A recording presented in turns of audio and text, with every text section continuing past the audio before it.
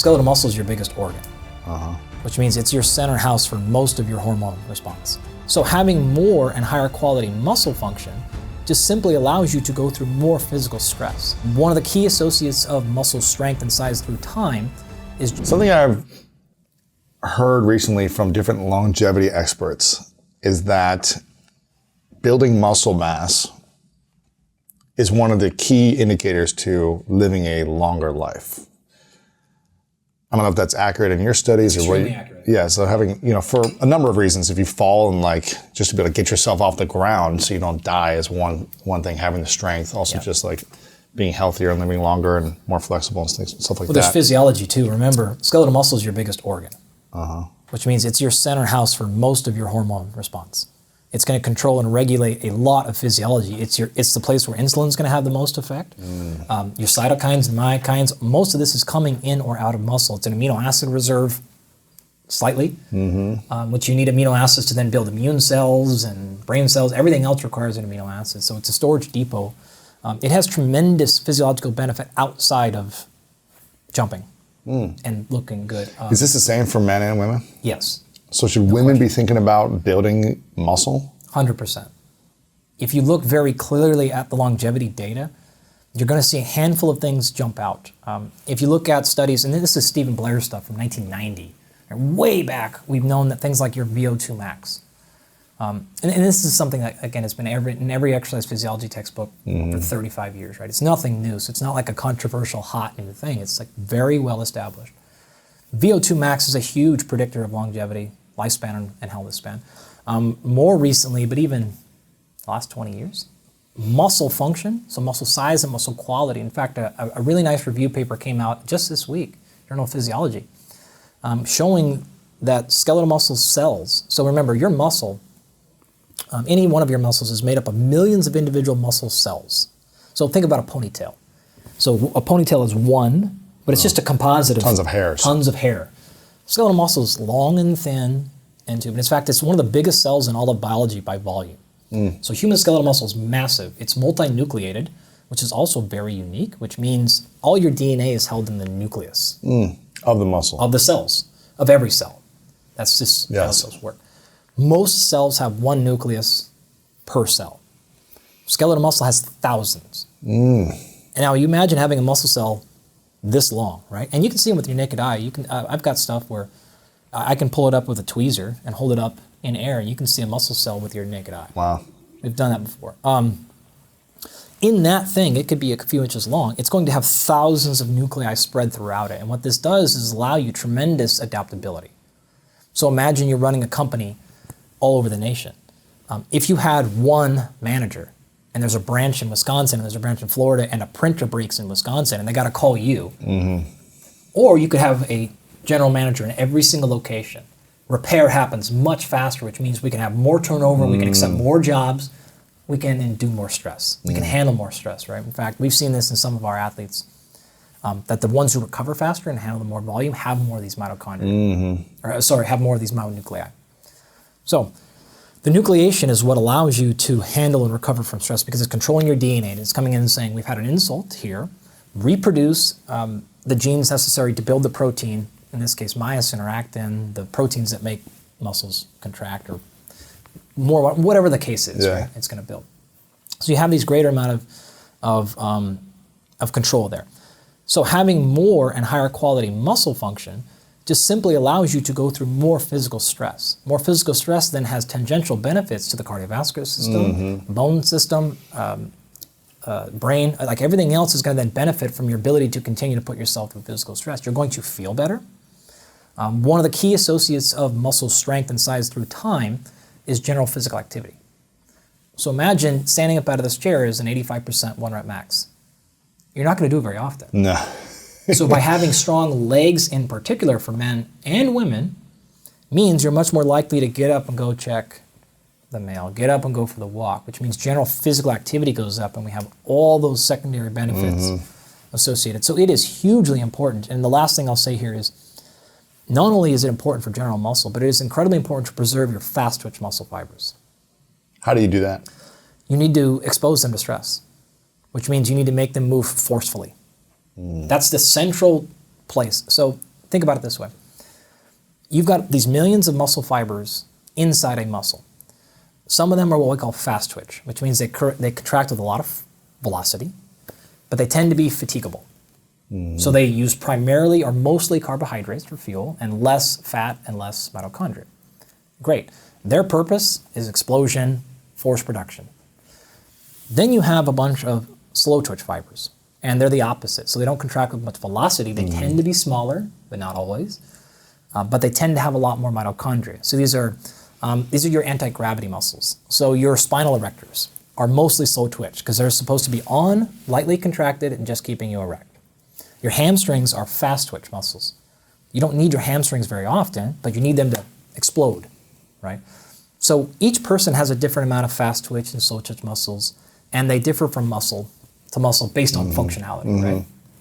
Even within like the calf, there's two primary muscles. There's a soleus and a gastroc. Soleus is keeping you vertical, and a gastroc is the one that, like, if you flex your toe towards your face, is the one that pops out in the inside. Yeah. That's explosion. So what happens is general activities of daily living are always going to activate slow twitch fibers, right? So when I take a drink of this cup, you're not sprinting. Yeah. You're not I'm jumping. actually not activating any fast twitch muscle fibers. Because if I did, I wouldn't be able to downregulate force production.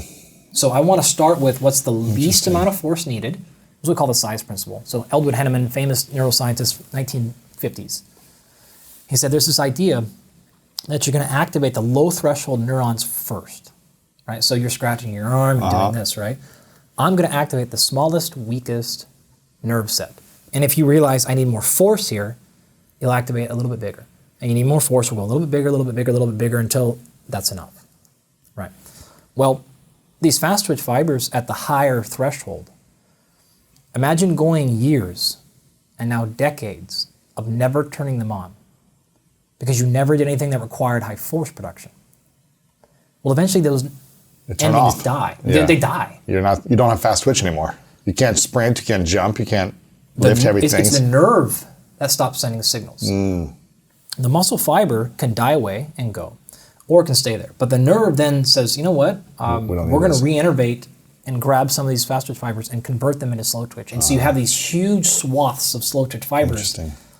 You can't produce force. And so once those are dead, it's gonzo, right? Wow. Regrowing a nerve is out of there. What's the best ways to... Anything that requires high force. High force meaning... Anything that feels kind of heavy. Lifting heavy. Can be jumping, can be plyometrics, it can be, start where you're at. So don't go to the gym if you haven't lifted in 10 years. Start squatting 300 pounds. Start with simple movements. Yeah. Start with single joint machines if you have to. I don't care. And then what's heavy? Well, what feels heavy? Okay, great. Next time, a little more, and stay in movement patterns that are efficient, and get a little bit sore is okay, but pushing more soreness is not equivalent for better. Really? Not Why is could you improve without getting sore? Yeah, it's like my whole job. Really? Yeah. So when does soreness happen? When it's like, if you do this much, you won't feel sore, but if you go one rep more, you're going to feel sore. Yeah, a couple of things to note there. People tend to explain soreness as micro tears in muscle fibers. That can happen, but that's not the primary reason.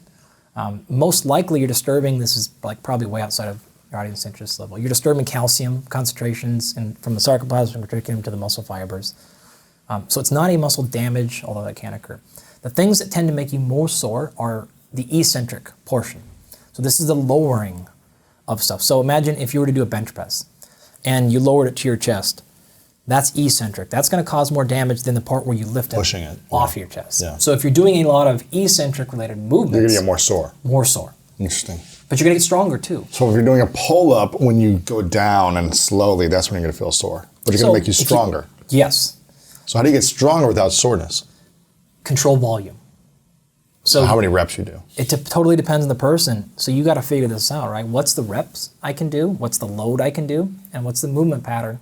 And then how frequently can I do this? Where, here's my rule of thumb. If you grade soreness on a scale of 1 to 10.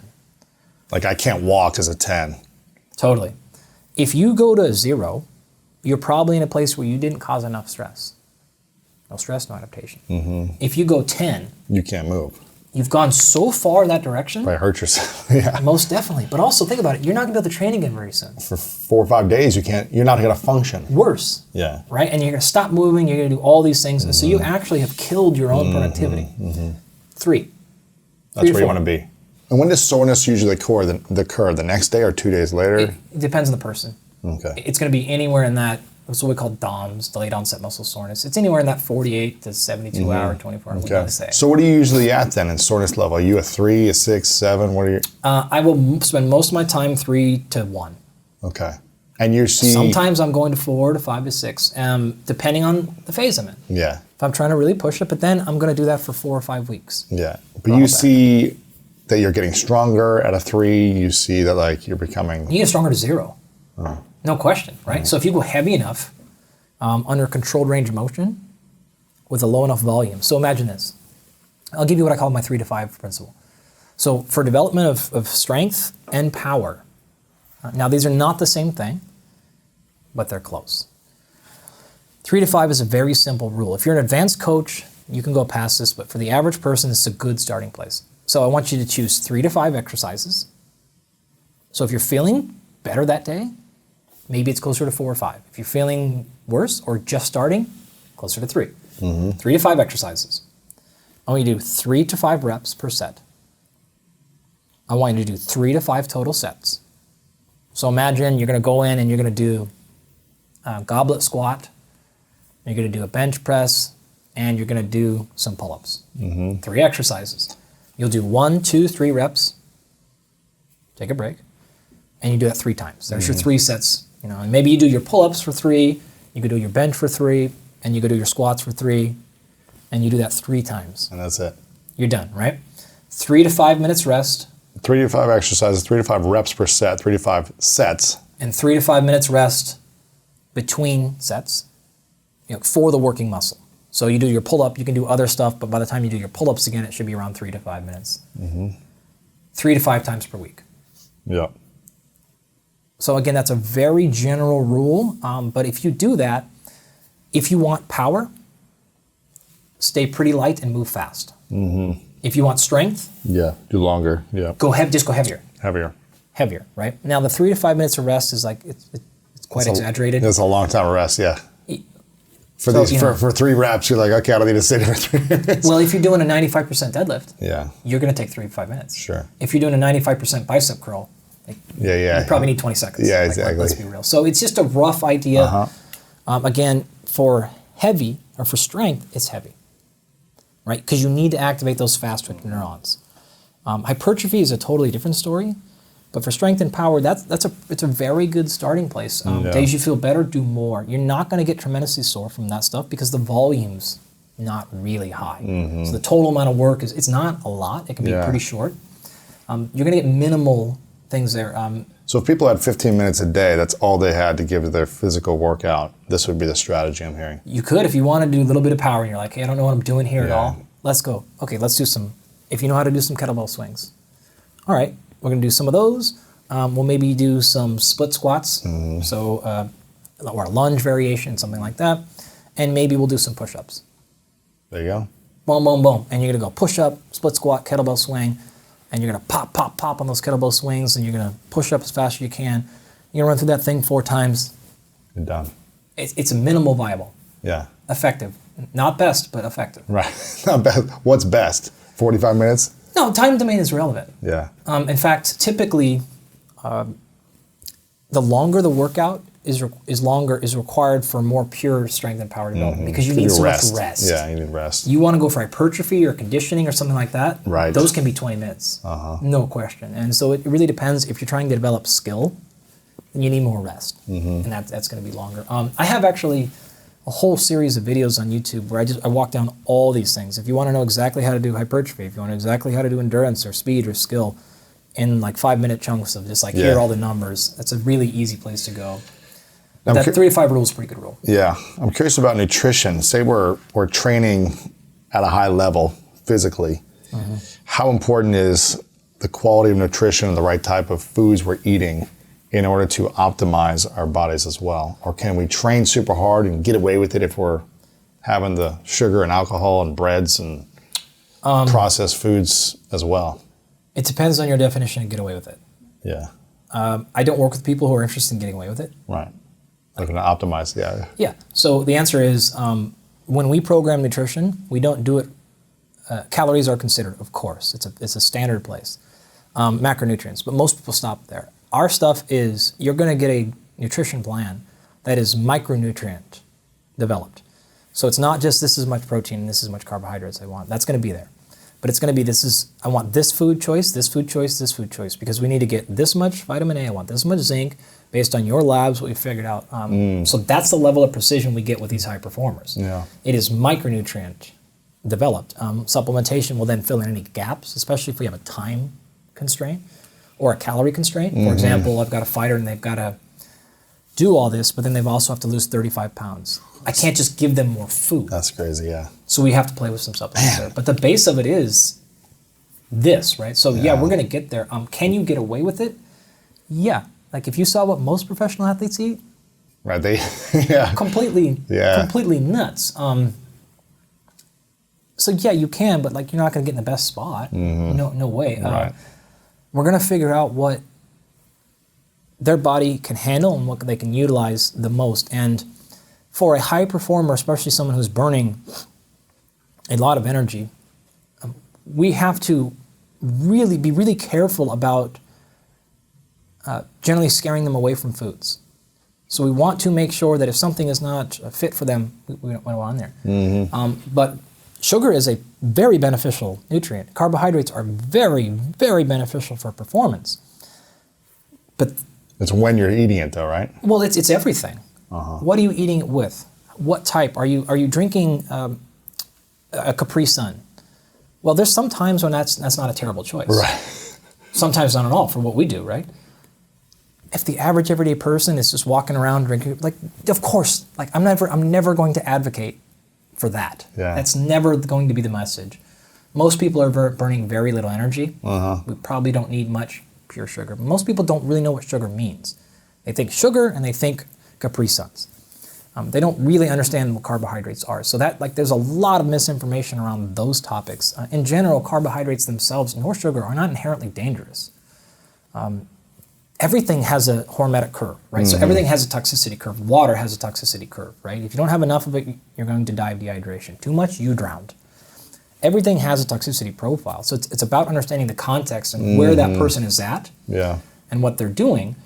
So there are plenty of times where we're going to avoid certain nutrients situations, but then there's others where we're going to use it to the advantage. So I am very fundamentally against the demonization of any strategy. I am very much pro understanding what's the pro and what's the con, and then deploying the right tool to get the quickest result in the situation. Yeah, I think people hear carbs and sugar and they're thinking, well, they're gonna gain a lot of fat, right? It's gonna be a lot of fat if you're having too much sugar, too many carbs. If you're not training, and that's all you're doing is eating that. I think a lot of people are worried about the obesity that's happening. What was it, a third now, or more than a third of the U.S. is obese? It's an extraordinary number. And that's going... Depending on how you want to classify it, it's either 100 million or 200 million. Either way, it's a lot of people. Outrageous. How scary of a factor is obesity for us? How worried should we be about gaining too much excess fat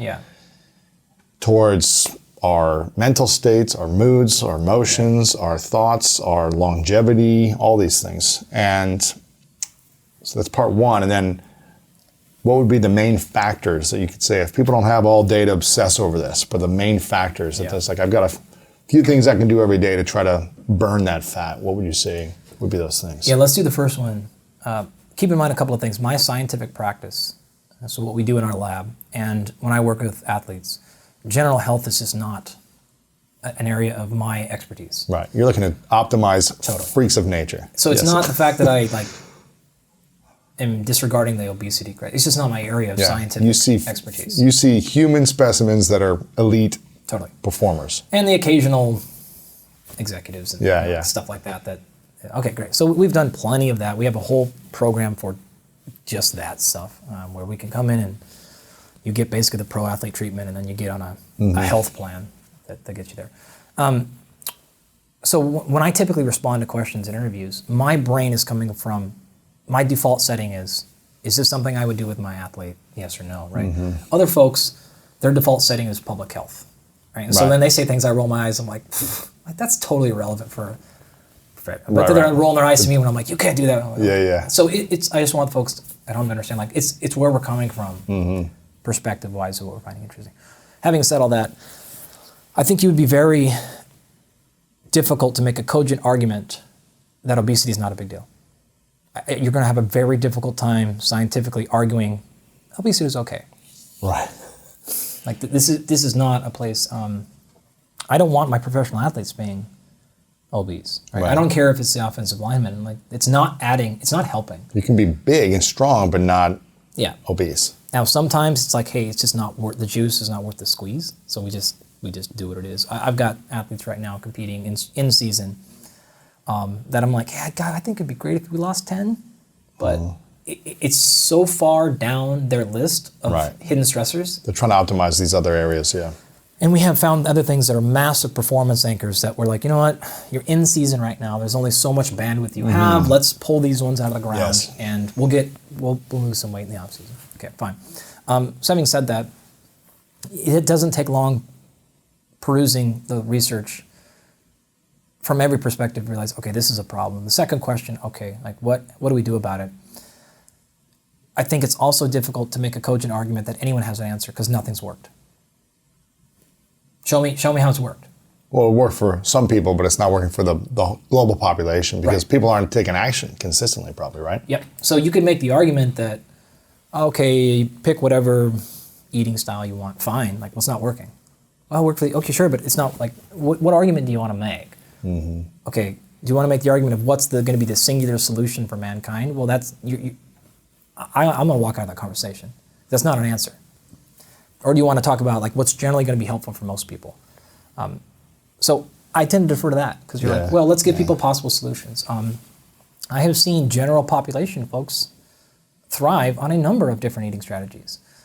You can fast, you can not fast. You can eat a lot of carbohydrates and be fantastically healthy. You could eat very limited and be fantastically healthy. Protein seems to be the linchpin that is most effective for most people. So in general, again, having more protein or less protein? More. If you make sure you hit enough protein, the carbohydrate to fat ratio for the general population seems to be not irrelevant, but it gives you context options. I feel like I do better on high fat. Okay, great. I feel like I do better on high carb. Okay, like great. Most people are going to do most better if they lock around protein for a number of physiological reasons. So we don't have the answers to all this stuff though. So we do have to acknowledge there's a little bit of, there's not one magic food that's causing these problems. It is clearly an issue of hyperpalatability. I think you're going to have a hard time arguing that that's not a big contributor. What is that? The fact that food is so available and so good. Oh, yeah. You can eat some abundance of it constantly. Completely, right? Like that. Too many calories, a lot of sugar, too much of all of it. Well, too much fat too. It's both, right? There's way too much of all of it floating around. You match that with our lifestyle changes. Okay, great. That we're not physically exercising as much, or we're not stressing the body the way we should be. But that's not really helping people because everyone says like eat less and move more. Well, that didn't work either. So what are the solutions? Well, a lot of people are going to come in and say, we need to develop drug stuff because people aren't going to just do this. Okay, like I'm not on that train, but I get what you're saying because nothing's working. We can't educate. That's not working. Doesn't matter. Oh, this was wrong. That doesn't matter because there's so many people. It would have worked in 100 million with all 7 billion. It didn't. So landing on a solution here is it's going to be the only way out of this. We have these 3 or 4 things, and this one worked for these people, and this one worked for these people. It's never going to be the demonization of a food item. That's never going to be the answer. It's never going to be a single pharmaceutical. Like I will argue very hardly against that one. It's never going to be a single mental health treatment. It's never going to be It's probably, unfortunately, the long game of like, well, let's understand that food matters. And here are a bunch of ways. You want to go paleo, you want to go Mediterranean, you want to go, okay, start testing stuff. These are all options. Some of those things were less scientifically valid years ago, and now actually it's like, well, okay, that actually looks like that that works. And well, you can make a lot of complaining about a lot of them, but yeah. There's some results here. yeah, on all sides of those, positive and negative, right? Yes. Like you've seen the keto thing run up and then run back down and realize like Right. The paleo thing and just be called different names over the years. Totally, and all those things, right. yeah. Or it's just like Atkins to paleo to keto to it's like what's the next What seems variant? to be core to it is there has got to be some sort of caloric regulation. Mm-hmm. There has to be. I'm not saying calories in, calories out. That's all you have to do. Track your calorie. There needs to be some of it. There has to be calories. Calories are energy. So if you're adding more, there has to be some regulation, and there's a lot of ways to do it, but that has to be there. More evidence recently is showing that ultra-processed foods are inherently worse, even when matched for calories. That seems to be true. Processed food is not as good for you as totally, right? Organic, unprocessed, I mean, there's a lot of little problems within all those categories, but like as a global message. Now, here's the thing. You work with a lot of elite athletes and executives, and there's so many different documentaries and people on both sides of the spectrum saying meat is the way, and then others saying plant-based is the way. And they both have cases that show different sides that seem pretty compelling. And what have you seen? And there's elite athletes that eat meat that seem to be crushing it. And there's elite athletes that eat plants that seem to be crushing it as well. So where's with the athletes you're working with, what are they mostly eating? Yeah. And who are the ones that you're seeing have stronger recovery, faster growth, less injuries, all these different things, higher performance? What are their nutrition levels typically like? Yeah. I'm just going to intentionally ignore the first half of your question.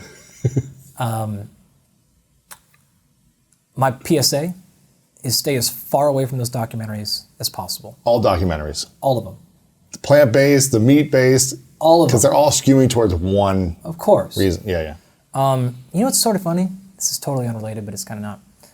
Folks in the journalism space, whether they're making a documentary or selling a book, they love to point out the conflict of interest in bad science. If you think you're getting unbiased, like clear, I've yet to see one where it's like, hey, here's a fair, because it wouldn't be interesting. It wouldn't be like, right? It wouldn't be, well, like, have a drink of water and that's equivalent to 28 cigarettes or whatever, like, off immediately, right? It's not true. It's not a genuine conversation, right? So all those things are the lowest level of information, which is sad because it's a fun way to learn, right? Yeah, absolutely. Number one there. Number two, to the real part of your conversation is, what do our athletes typically eat? Number one, the entire field is moving towards precision. Precision. Absolutely. And this is being able to say, okay, what is right for my body? Now, we have typically said, we've always said that message, but what's that mean? Well, try this, try that. Okay, no. It's not going to work. Go do this diet for 6 months. I need an answer faster. Can I run analytics on myself right now and get better precision instantaneously? And that's where this whole thing is going. That's our answer. Some of those things are available now. Some are better than others. Some are, I'd say, hot garbage. I'm not going to name any of them for those reasons. But the ones I don't like now, I still like the concept. They're moving the needle. They're trying to move in this direction. Now, some of them are just trying to take money from you and sell false promises. But in general, the field is acknowledging we need to be able to let people know what's most likely to work for them quickly. And versus let them run a 6-month. People aren't going to do that. It's just no way. So with our folks, everything is that, right? It's a combination of 3 main areas. We're going to run labs in a lot of areas. We're going to do, we generally think of these as like surveys. So we're going to do questionnaires. And there's a lot of evidence-based questionnaires for think about even things that are controversial scientifically. There are evidence-based questionnaires for toxicity exposure. There's evidence-based questionnaires for gut health. There's a lot of nonsense around dysbiosis and leaky gut, but there's also science there. So being able to figure out what is the garbage and the guy trying to sell you the next book and convince you that carrots or grapes or, I don't know, I'm making things up I don't think I've ever heard because I don't want to call anybody out. But there's science there too, right? So let's not throw the whole thing out. There are evidence-based questionnaires that can help you get guided there. So we're going to look at labs, we're going to look at questionnaires, and then we're going to look at symptomology. right? How do you feel? Are you noticing this? And then there's science that would be able to say, hey, this is correlated, this symptom is correlated with this. Okay, fine, correlation is limited to what correlation is. But when you see things land in the middle of that triangle, imagine a Venn diagram. Your symptomology matches your screening matches some indicators of the labs. Are the labs perfect? No. Are the screens perfect? No. Are these perfect? No. But when something lands in the middle, you've got pretty good indication that, to me, I'm taking action. Mm-hmm. I don't know 100% because we don't have a great diagnostic for gut health, but we have some. And we don't have a perfect diagnostic. You see what I'm saying here? Yes. When something lands in the middle of that target, yes. to me, that starts to become actionable. So that's what we're doing. And we're going to put them on whatever programs they need, whether this is, let's say that they don't respond well to carbohydrates. Are they in a position to where they need to? If they're not, then we're just going to say, okay. But if you start pulling, for example, carbohydrates out of a diet, you become very sensitive to carbohydrates. Mm-hmm. So when you reintroduce, you blow up and you think, oh my God, I'm terrible. Well, no, you're not bad with carbs. You have downregulated your ability to handle it because it hasn't seen it in a long time. Right. That's a trainable thing. If the athlete, I feel like, is in a sport or position where they need to train that, then we're going to actually train it. Mm-hmm. If not, like we're going to say, hey, your body does not handle this. It's not worth the thing. Are we in season? We're pulling it most likely. If we're out of season and we need to get there, we're going to build it. Cause some discomfort, cause some performance drop. You get the idea.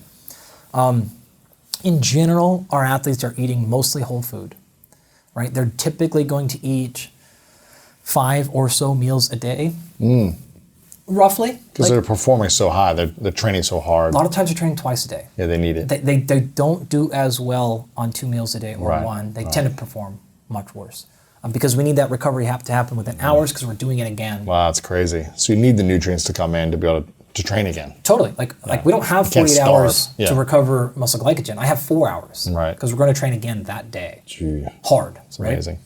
So whole foods. Whole foods is meats, our base. plants, fruits, nuts, seeds, all 100%. of it. 100%. Yeah, all of it. We're going to go for everything. Is there anyone just plant-based or just meat-based? I have worked with plant-based athletes before. Mm-hmm. We have had success. I firmly believe, I think the science will show you this, you can perform very well physically, even as an athlete, on a plant-based diet. Is this what sports are we talking? Is this MMA we've worked with for sure. Plant-based, only plant-based? 100%. And they performed well? Yeah. They recovered well. Successful MMA fighter for a number of years. Never won a world championship, but that's not that's a hard. metric. Yeah. I would say, multiple times. We've done it in multiple sports, actually. You've also trained... It's harder. It's harder. Tell me why. Yeah, it's harder. We have to change things more often. We have to be very careful and pay attention to protein intake. It's more difficult to get because think about this. Plant-based foods, you can run these crazy schemes where you're like, well, look, the same amount of protein in 4 ounces of sirloin is the same in this amount of broccoli or peanut butter. Great, but the peanut butter has 4 times the calorie intake. When I have a fighter in camp where we are cutting... He's got to cut weight. He can't eat that. I cannot do that. He's got to have like pea protein powder or something or whatever, And then we're starting to lose effectiveness and availability. Interesting. So in someone who, again, not like when you don't have these targets and you want to say, can I live a lifestyle? Yeah, sure, and you can do, but calories do start to matter. And this is one of the reasons why we generally call animal sources of protein generally higher sources because it means they have more bioavailable, more complete proteins at a lower calorie intake. And there's no plant-based protein that has a lower calorie intake right now, or there's... To the amount of relative amino acids, it's difficult to get. It's tough, gotcha. So it's possible, it's harder, is what you're saying. It is generally harder. For an elite level athlete is what I'm hearing you say. But for the general population, that's just trying to live a good life. I can't think of a situation in which an athlete would come to me who's not currently plant-based and I would go, I think you do better on plant-based. I don't think, I've never had that conversation in over a decade of professional athletes. I've had many come to me and I've said, okay, like. If you want to be plant-based, this is what it's going to take. Right. It might be harder. Totally. And so, again, some of them have, like, it's not actually been that difficult. Like a baseball player, it's not really, like the physical demands are not incredible. Right. And if you've already been training and you have a baseline, you don't have to be like building mass muscle. For an NBA player, it's been more of a struggle. Yeah, because you're burning a lot of calories all day long, running up and down. But it can, like, so those things are there. It's not inherently better for you. So, like, show me the data that it's better. Plant-based? Yeah. You're not going to be able to show me it's better. We have no indication at any scientific level that a plant-based diet would be advantageous for an athlete. For an athlete, gotcha. What about for a human? I don't think we have any evidence to suggest that it's advantageous for a human either. So don't look at these documentaries, obviously. No, don't watch. Yeah. I mean, they're just truly, again, they're not genuine. That's the biggest issue. Right. They're one-sided, is what you're saying. To be honest, I've watched a few of them, and I've got like the Game Changers. Obviously, you saw that one. I couldn't do it. You couldn't watch it? No, I couldn't do it. I knew. It's just so one-sided. Yeah. I'm in the community. I knew this thing was coming. I had actually. It's because they don't also interview the elite on the other side and say, there's a host of problems. Yeah. Let's just say I knew about that documentary a long time before it ever came out. Mm-hmm. I get interview requests and stuff a lot. And it's just like, I don't want to support. I knew. On either side, you're not watching documentaries. I knew where it was coming, and I knew it wasn't going to be fair. Right. I'm not going to waste my time. I'm not going to support these things, which sucks because, again, people eating vegetables is great. Yeah. And you're now not saying don't eat community, lots of plants and vegetables. Well, I feel like the whole community got stained a little bit because of a bad actor, a disingenuous person. It's like, I don't want that message. I just want people to know, hey, if you're going to do it, and there's people who are actually really good in that community who it's not a panacea. It's also not show me evidence that in a reasonable diet that addition of meat is worse. You're not going to see that either. Mm-hmm. So they make these false. They do a lot of logical fallacies. Burden of proof. They're really good at flipping, and a whole bunch of things. So I find those things generally very uninteresting to talk about because you're just like, we're never going to go here.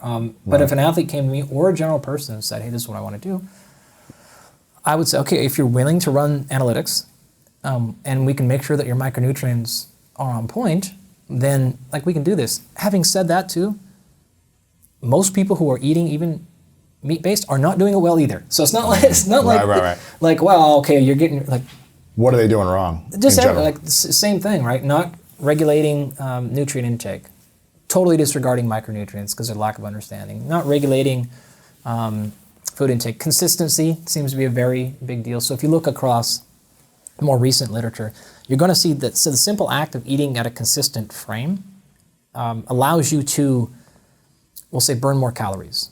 So you can ingest more calories, say, the same way by eating consistently compared against an inconsistent eating pattern. So just basic principles like that. We've talked about having some caloric regulation. I don't care how you do it. Having a mostly whole food nutrient-based thing. Regulation of, this is what I call my 90%, by the way. It's 90% of quality diets are going to do 90% of the same thing, right? It's these standard principles. Yes. It's regulation of variety of colors. So for polyphenol and a whole host of other important intake, you probably want a decently wide spread of colors. You want dark, rich colors. You need to understand fiber intake one way or the other. These are the principles that are going to work mostly for most people. Do you want more fiber or less fiber? Well, so that's another example of, I go back to the water. Right. You want the right amount. Yeah. You don't want to flood yourself with too much fiber, is what you're saying. You're going to know. Yeah. You're going to know really quickly. Exactly. So in that example, the typical number we're going to throw around is 10 grams or so per 1,000 calories. So if you're eating 2,000 calories a day, you're aiming for 20 to 30 grams of fiber. What does that look like in terms of, say, broccoli? Is that like a cup of broccoli? Well, that'd be a lot of broccoli. That's a lot of broccoli. That would be more broccoli than you want to eat. You want 10% fiber. 10 grams. 10 grams of fiber. Per 1,000 calories. Per 1,000 calories. Yeah. So if you were, I'll give you a day. Yeah. I just did this yesterday. So let's say I've got a NBA player. Just did these labs yesterday. I'll use a different example. Let's go with something that's more. I'll do a baseball player because the lifestyle is more akin to a normal person, right? You're going to wake up and maybe you're going to have something like 3 or 4 eggs, maybe a little bit of diced up vegetables in there, maybe some aromatics, onion, garlic, or whatever, or eggs. If you're just like, that's too much. Maybe you're going to have a little bit of blueberries, you're going to have some raspberries, and then maybe even a little bit of avocado. If we want to go heavier on carbohydrates, we're going to kick out the avocado and maybe go sourdough, piece of sourdough bread, something like this. If we have a specific micronutrient issue, then we're going to choose the fruit intentionally. So I want you with a pear this morning, not blueberries. I want you with whatever the case may be. You're going to go there, and then you're probably going to have some sort of nutrients 3 or so hours later, which are going to be mostly say a protein source. So say this is a yogurt with maybe plain yogurt. Maybe that's it. Maybe it's a little bit of granola if you're going to go train right after it. Sure. Something like that. No problem. Lunch, it's going to look very Mediterranean, paleo-ish, right? So it's going to be a lot of greens and a lot of vegetable, and then it's, depending on the person, maybe salmon, maybe not. Maybe we need to go way away from fish for a while. Maybe beef, whatever these things. So it's going to be some sort of animal protein for the most part with a big plate of vegetables. Then they're going to go for another meal after that if they're on 4 meals a day, or they're going to go into dinner. And I typically like to give them more carbohydrates at night. Really? Yeah, so same thing, but then they would get maybe rice or quinoa or sweet potatoes or a whole host of things, depending on like their structure of their day. Sure. That's a pretty standard template, if you will. I like doing a lot of carbohydrates at night. It really helps recovery. For athletes. Yeah, and it really helps sleep. Interesting. You give 50 to 75 grams of carbohydrate a handful of hours before sleep. You'll knock out. Yeah, but that doesn't help burn fat necessarily, right? If you do that at night. You're not going to gain fat either. Oh, interesting. No, not at all. But you're not going to burn it. Yeah. If you have carbs at night necessarily, right? It's the whole idea that if you eat carbs at night, you're going to store them and therefore gain more fat has been widely scientifically refuted. Interesting. In fact, if you look at like Mike Ormsby's stuff out of Florida State, like very clearly shown that nutrients at night tend to add in fat loss. Interesting. And preservation of muscle. Oh, wow. Specifically protein and even some carbs at night. And that's been shown. So a little bit of rice at night is okay, or sweet potatoes? Yeah. Interesting. You need to balance this with your personal physiology, right? Yeah. So some athletes I have eat right before bed. They feel great. Some people, boy, that's a recipe for not sleeping. Yeah. High fat meals before bed tends to be a real big problem. Right? You're going to have, but not everyone. So we're going to figure this out. This is a part of our day that we're going to construct that says, do you need to stop eating 3 hours before, 4 hours before, 90 minutes? What's the number? Do we do a bigger meal and then a snack? Do we do a snack and then a big, like what do we need to do? I've had a lot of athletes that do very well with a really big chunk of carbohydrates, like almost immediately before bed, and then they just pass out and they're recovering, and they wake out. The recovery is got energy, shoots up. Exactly. Ah, interesting. Now you're not going to want to do Capri Sun and like some healthy carbs. Yeah, you're going to do starch, right? Like this is a really good thing to do. Potatoes, yeah. All those things. Rice, yeah. Interesting. You're going to feel really, really good. Calories matter, right? So as long as you're in a rough understanding of where your total carbohydrates are and your rough fat and everything like that, you're going to be fine mixing and matching. But do keep in mind physiology is unique, right? If you're like, man, if I have carbs at night, I blow up. I believe you. Then don't do it. I totally believe you. I don't think you're a liar. Yeah. But if you're just like, oh no, I heard in a podcast, no, we've got enough science to suggest that you're going to be just fine, especially as a moderate performer, to recover. If you could, I mean, this is a hypothetical question, but if you could only choose, let's say for 3 months, you can only choose five foods a day that you could eat. Oh boy. To help you optimize your life. And this is not going to be peak performance and training and this and this, but it's just going to be one of the best lifestyle I can live. Yeah, okay. I'm going to give you an Andy Galpin answer. Okay. So as you've probably seen, I'm generally one to be like, well, it depends, bro. Like I hate giving you these things, right? I'm going to give you stuff, yes. Right? You, as I mentioned a little bit ago, you will do better when you establish consistency. Yes. Interesting. I'm not against people doing a few, like you just outlined, of like basically eating the same thing every day. You're not against it, yeah. Not against it at all. I am against it as a long-term strategy because of the need for micronutrient variation. Micronutrients, though, on like a daily basis don't matter, right? So if you got a lot of vitamin C today, but you didn't get a lot tomorrow, it's okay. Micronutrients are fine. Macronutrients matter today. Micronutrients tend to take weeks to months. What's the difference between micro and macronutrients? Macronutrients are carbohydrates, protein, and fat. Okay. Energy or structure. Fats and carbohydrates provide you with cellular energy. Protein provides structure. Some energy, but very little. Macronutrients tend to be measured in big units like grams. Micronutrients typically split into a handful of categories. Minerals, vitamins, and then things like polyphenols. Okay. Right? Any of those nutraceuticals that are lower there, those tend to be measured in very small units. So micrograms or milligrams or very small things. Got it. Vitamins, technically the definition is vital amine. That's where the word vitamin comes from. So it's vital to survive. And amine being like a small part of an amino acid. So these are structures that have been identified throughout history that play a a role in health. So for example, you can live without carbohydrates. You cannot live without vitamins. And if you have a clinical deficiency in a vitamin, you're going to get a disease immediately. You're not going to get a disease from having low carbs. Right. Like that's the structural difference. Now, vitamins tend to be broken up into a couple of categories. You have fat soluble. So these are ones that they're absorbed best when you eat them with fat, and they're going to be stored in your own fat. Then you have water soluble ones like vitamin C. So vitamin C is going to come in, go into your bloodstream. Any excess, for the most part, you're just going to urinate out. Fat-soluble ones like vitamin D are going to stay around for a long time. And so because fat-soluble ones stay around, you don't have to have them necessarily every day because they're around, and if your body needs it, it'll pull some out of tissue. Minerals, zinc, magnesium, rocks, basically, are quite different. You can play with vitamins. Like if you took a multivitamin every day, fine. You don't want to play with minerals. They have a much bigger physiological consequence. Magnesium is pretty okay, like if you're just, not a bad strategy, right?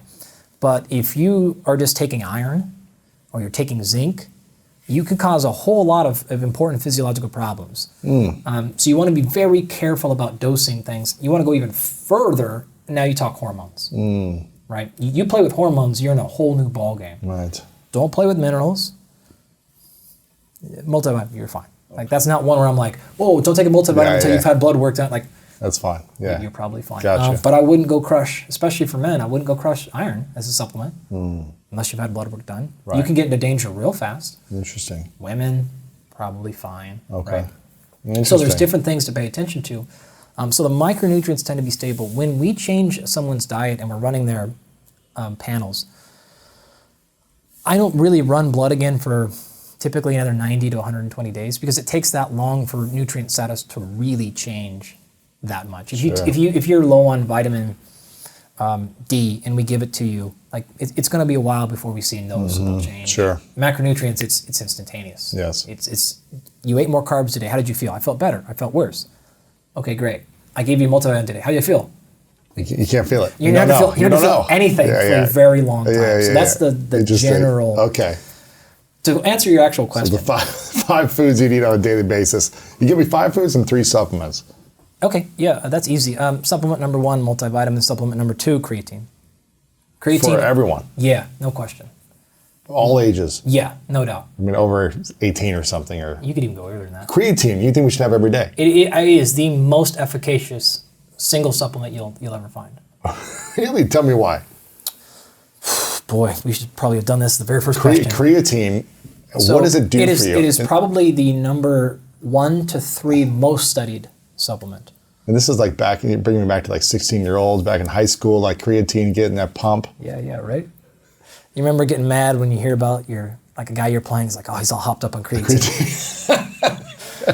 Guy's cheating. He's taking whey protein and creatine. Like, he's so much stronger. Well, it works. Yeah. So tell me why it's creatine. So in the 1990s, I haven't heard creatine in years, probably. Really? I haven't heard anyone talk about creatine in maybe ever on the show. No way. I don't think anyone has told me, any nutritionist, scientist, doctor, You're athlete. Missing the biggest rock. I don't think anyone has told me creatine in the last 9 years. It's number 1. That I can remember. Tell me why creatine is the number 1 thing we should be taking on a daily basis. Tremendous amount of science, right? Which is means it's very robust. It works under a lot of different situations, it's not only going to work for old people, or it's only going to work like other supplements where, for example, everything has a curve, right? Yes. A hormetic curve. So if you are at the top of that curve and you're at the optimal range, whatever that means, right? Of vitamin C, for example, and I give you more vitamin C. Nothing happens. If I continue to give you more, and continue to give you more, and continue to give you more, you actually start to get worse, right? Because now you're overcrowding. Too much vitamin C. Well, too much anything, right? Now, vitamin C is, again, pretty safe. Yeah. And that curve is long with vitamin C. But other things, that curve is short, right? We could go with any toxin, same thing, right? Sure. Like they just have a really tight curve, and it's like, hey, milligram and 2 milligrams, death. Right? Okay. Vitamin C is more like, okay, 3 grams, 5 grams, 10 grams, like you're still fine. Vitamin D, same thing. Like you could do a lot of vitamin D. Tons of vitamin D. Now there's some, we're actually, I can't tell you how many times we have, improve people's physiology right now by pulling them off vitamin D. We just got some labs back about 2 weeks ago and doubled testosterone from simply removing vitamin D. Wow. You play with things that have hormone-like effects. Yeah, interesting. Okay. But creatine, Now, though. like without, generally vitamin D is super safe. Yes, I'm generally a big yes, supporter. yes. Right? You should be paying attention Yes. to vitamin D. I like precision. Right. Having said that, everything has this curve, right? So if you are here with vitamin C and I give you too much, actually things get worse. If you're clinically deficient and I give you that same amount, then things got better. So you have to understand where on the curve you are with some of these things. Testosterone is another easy example. If you're at a normal range, going normal to a little bit higher has very nil functional effects. But if you're a little bit low to going to normal has huge positive beneficial effects. Okay. Creatine doesn't have a curve like that necessarily. So there's no clinical like deficiencies of creatine unless you have some of these really weird conditions.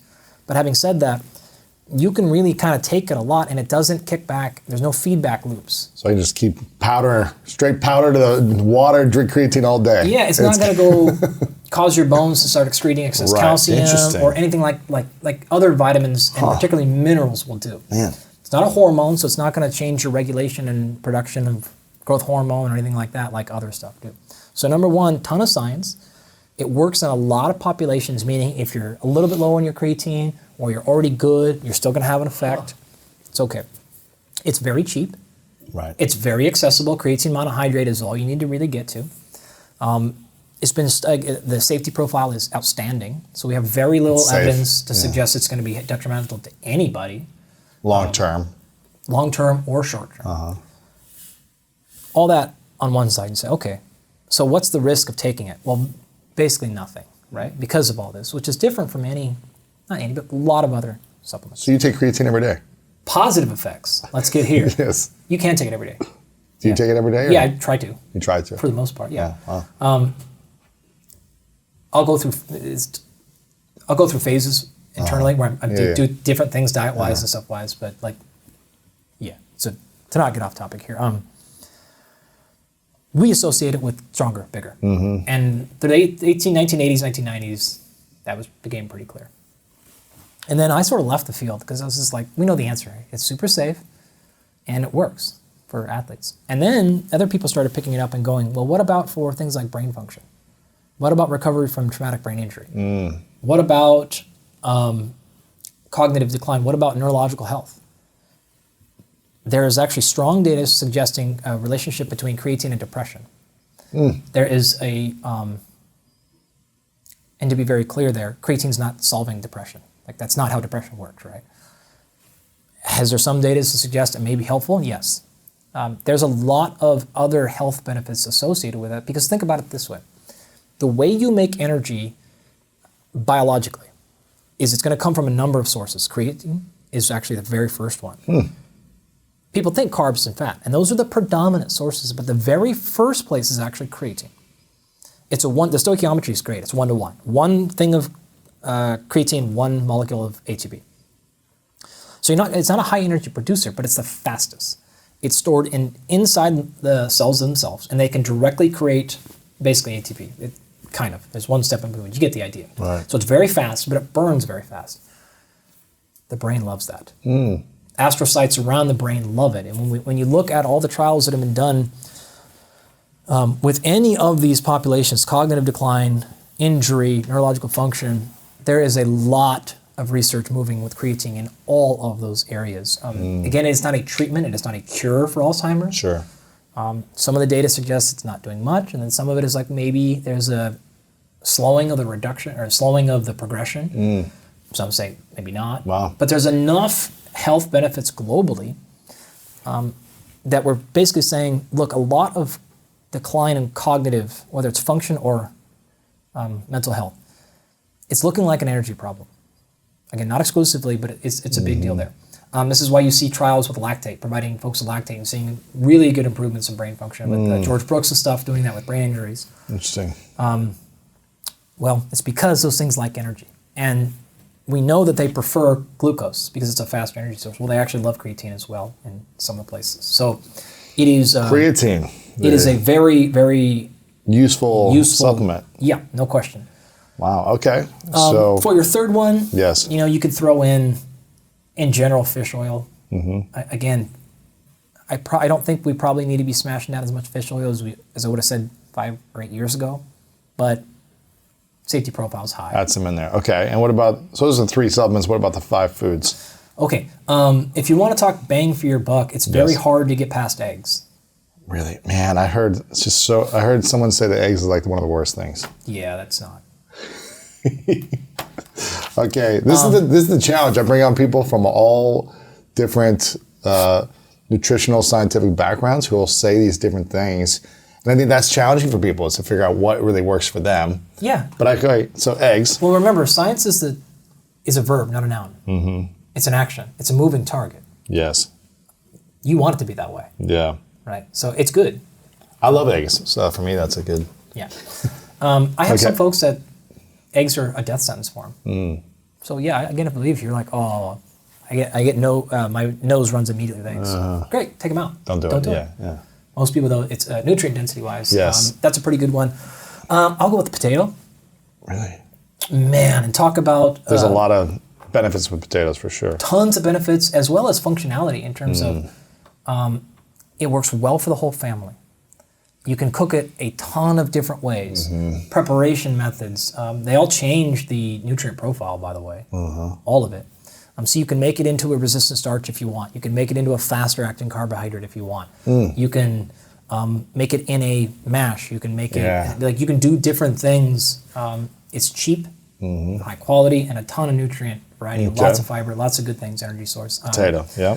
So those are a pretty good one. I would say I'm torn between blueberries. Yeah, I've heard that as a common with a lot of experts. Yeah, it's actually super top 5. Yeah, like it's a fun nootropic hack. I just don't like blueberries. Blueberries like the taste. before performance, like big help. There's been a lot of there's been some literature showing it having a fairly robust nootropic effect acutely. So you take it right now, and like before you go perform, it's gonna help you. Yeah. It has mostly double the amount of carbohydrates relative to other berries.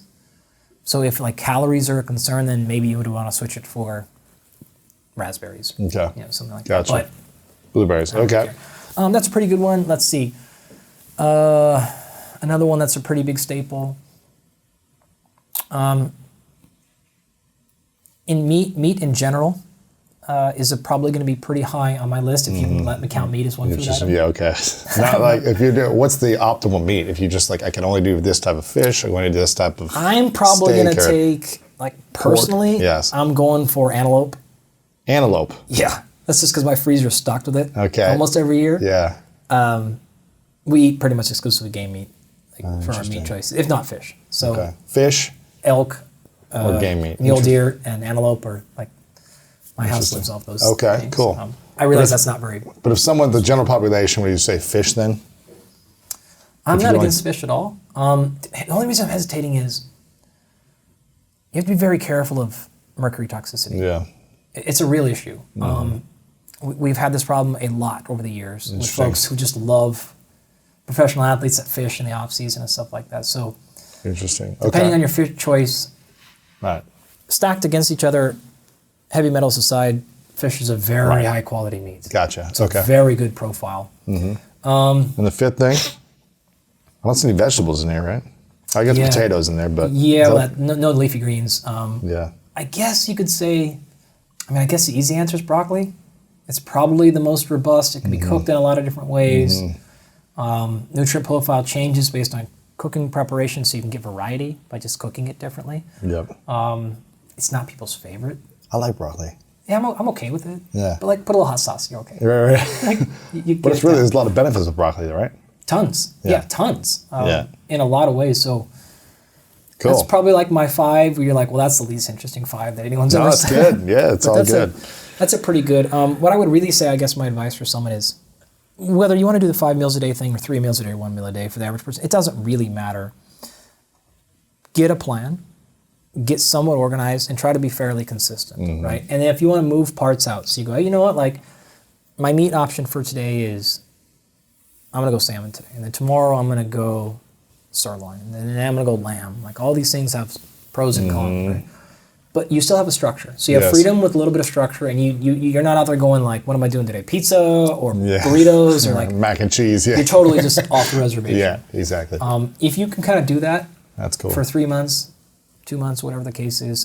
The one key I'll say here is you want to eat for the average person in a way that fosters abundance and not scarcity. So don't go on a diet. Don't have cheat meals. Just eat. Just eat.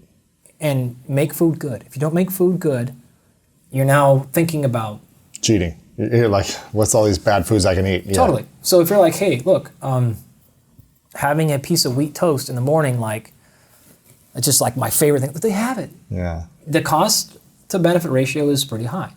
Like if you're like, I like toast, but like whatever, I like 100th. Well then, okay, maybe you cut that out and you what are not the toast is bad. But you get it. Like one point here is like, figure out what are the non-movable parts. And then give yourself the ability to do that, and then make things taste like you want. If you're just like, oh God, like oh, okay, eggs, but like I can't, then don't eat eggs. Like get them the hell out of there and find foods where you're like, dude, I could do this, and then preparation styles, right? So like maybe when I use these herbs and spices and do it this way, I can handle it.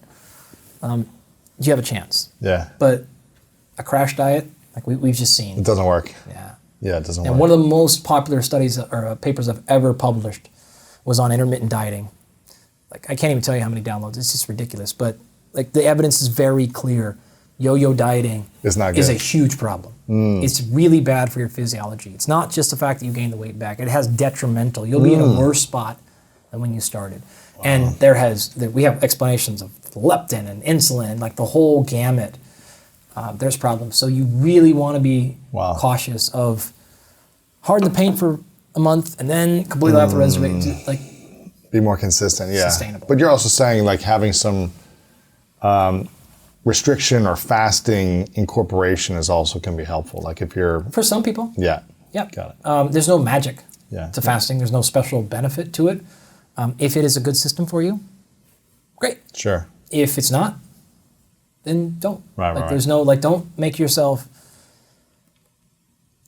it's that immediate risk delayed gratification stuff, right? So if it's just ruining your life, it's not worth it. Yeah, don't do it.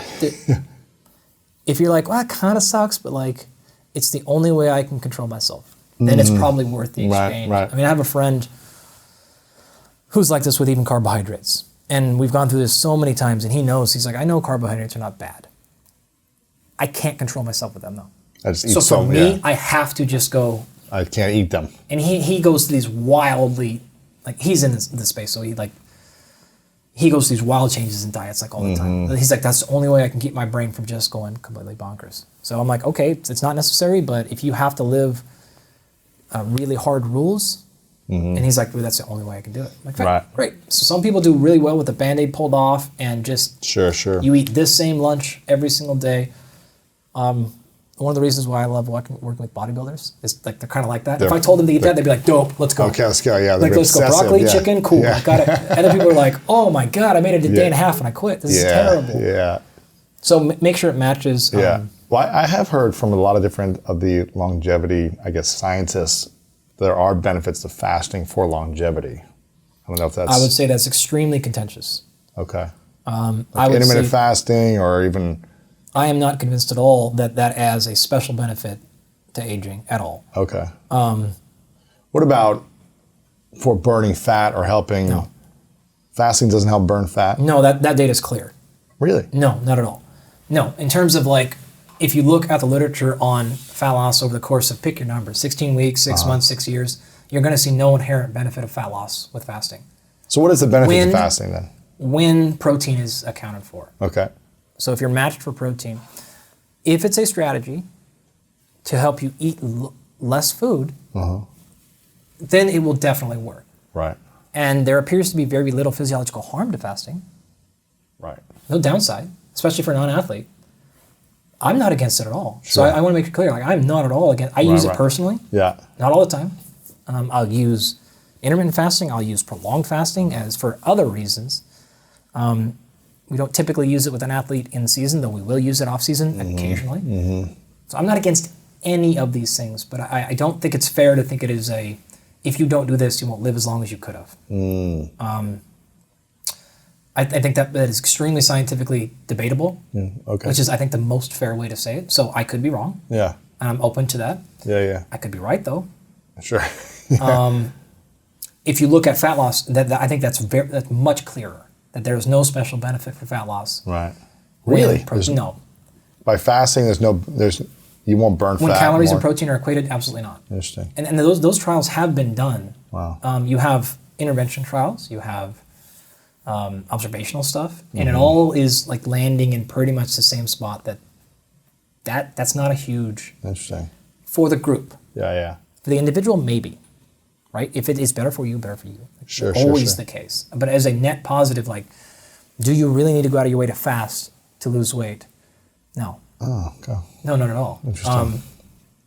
It's a great strategy. Right. It works, yeah, but we have a lot of people who have lost a lot of weight. Without fasting. Totally. Well, there you go. So this is a difference of, I would say, it's not that folks that are in a different position than I am are liars. That's not how science works. I mean, of course, they can't fake data. Like, I choose to assume that they're all doing their best, yeah. Yeah, of course. It's a difference of opinion of what is an actionable piece of evidence versus not. So some people think they'll see evidence in, say, an animal study, and that is actionable. Well, in this particular case, we can't say differently. I can't tell you it's going to worsen aging. I don't have any evidence to suggest it makes it worse. Right. I don't have any. It's very hard to do a human longevity study. So they say, hey, look, there's no downside. There's a plausible upside. It's worth the risk. Right. I say, well, you have a plausible upside. You have no risk, but your plausibility is questionable. The things that are working in the animal don't carry over to the human, which we've seen in other things. I don't think it does anything. So it's simply a matter of what you choose to be actionable or not. You move that up to the human trials. I think where it differs is this.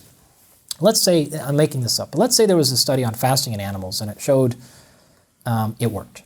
And then someone was able to do a magical 60-year trial in humans and it showed it didn't. Well, if the people then continue to push the animal stuff saying it worked, then that's malpractice. That's misinformation. Because you have evidence in human that challenged that thesis and it showed it clearly didn't work. That's not the case.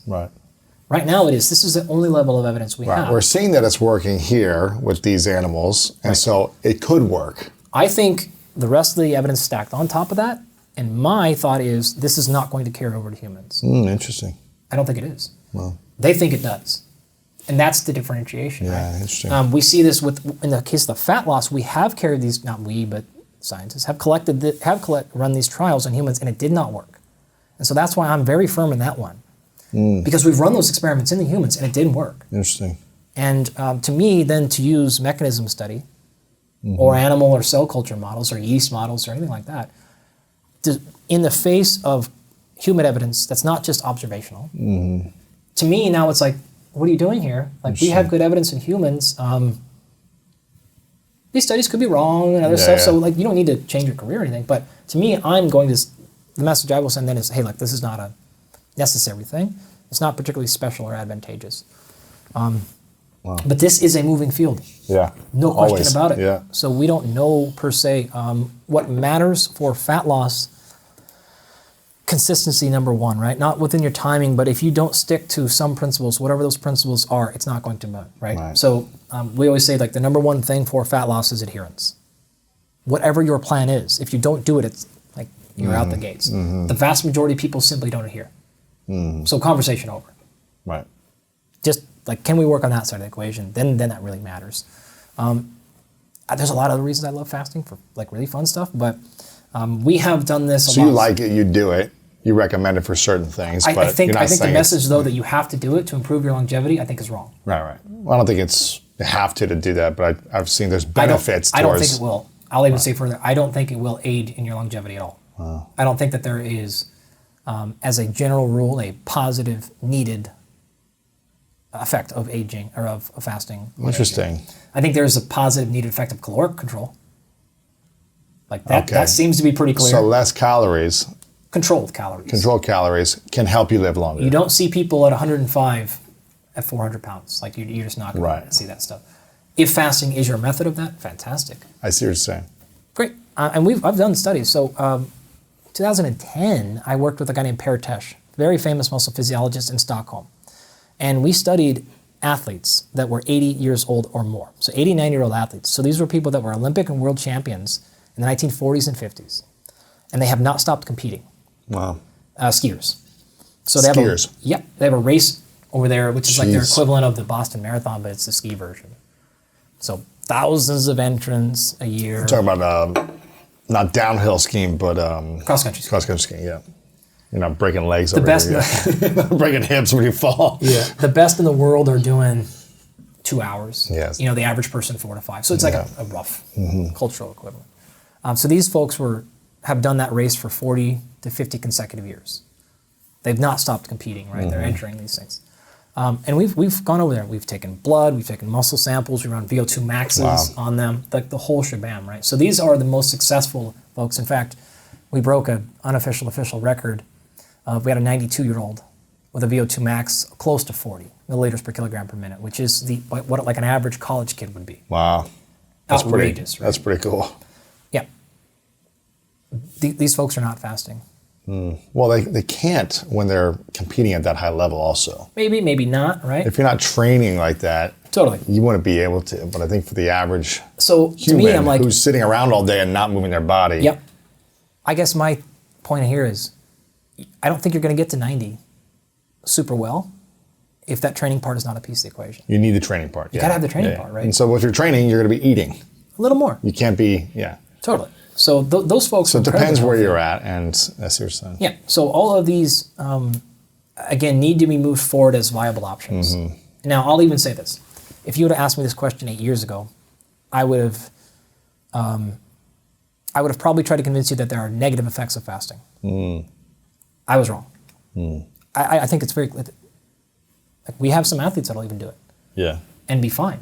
You can clearly do it. So I've changed my position on that piece a lot, but to think that it is requirement for fat loss, no, because when we've tested any number of athletes and looked at things like metabolic efficiency or metabolic flexibility, these are grossly misconstrued in the pop culture. Metabolic flexibility is not what most people think it is to be. It is very trainable. It can be moved.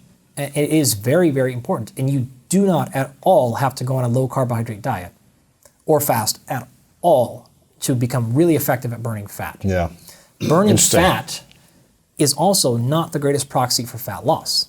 What is the best thing to do to burn fat and for fat loss then? So there's no single best thing, right? It's going to depend on you. So I'll give you some things. Okay.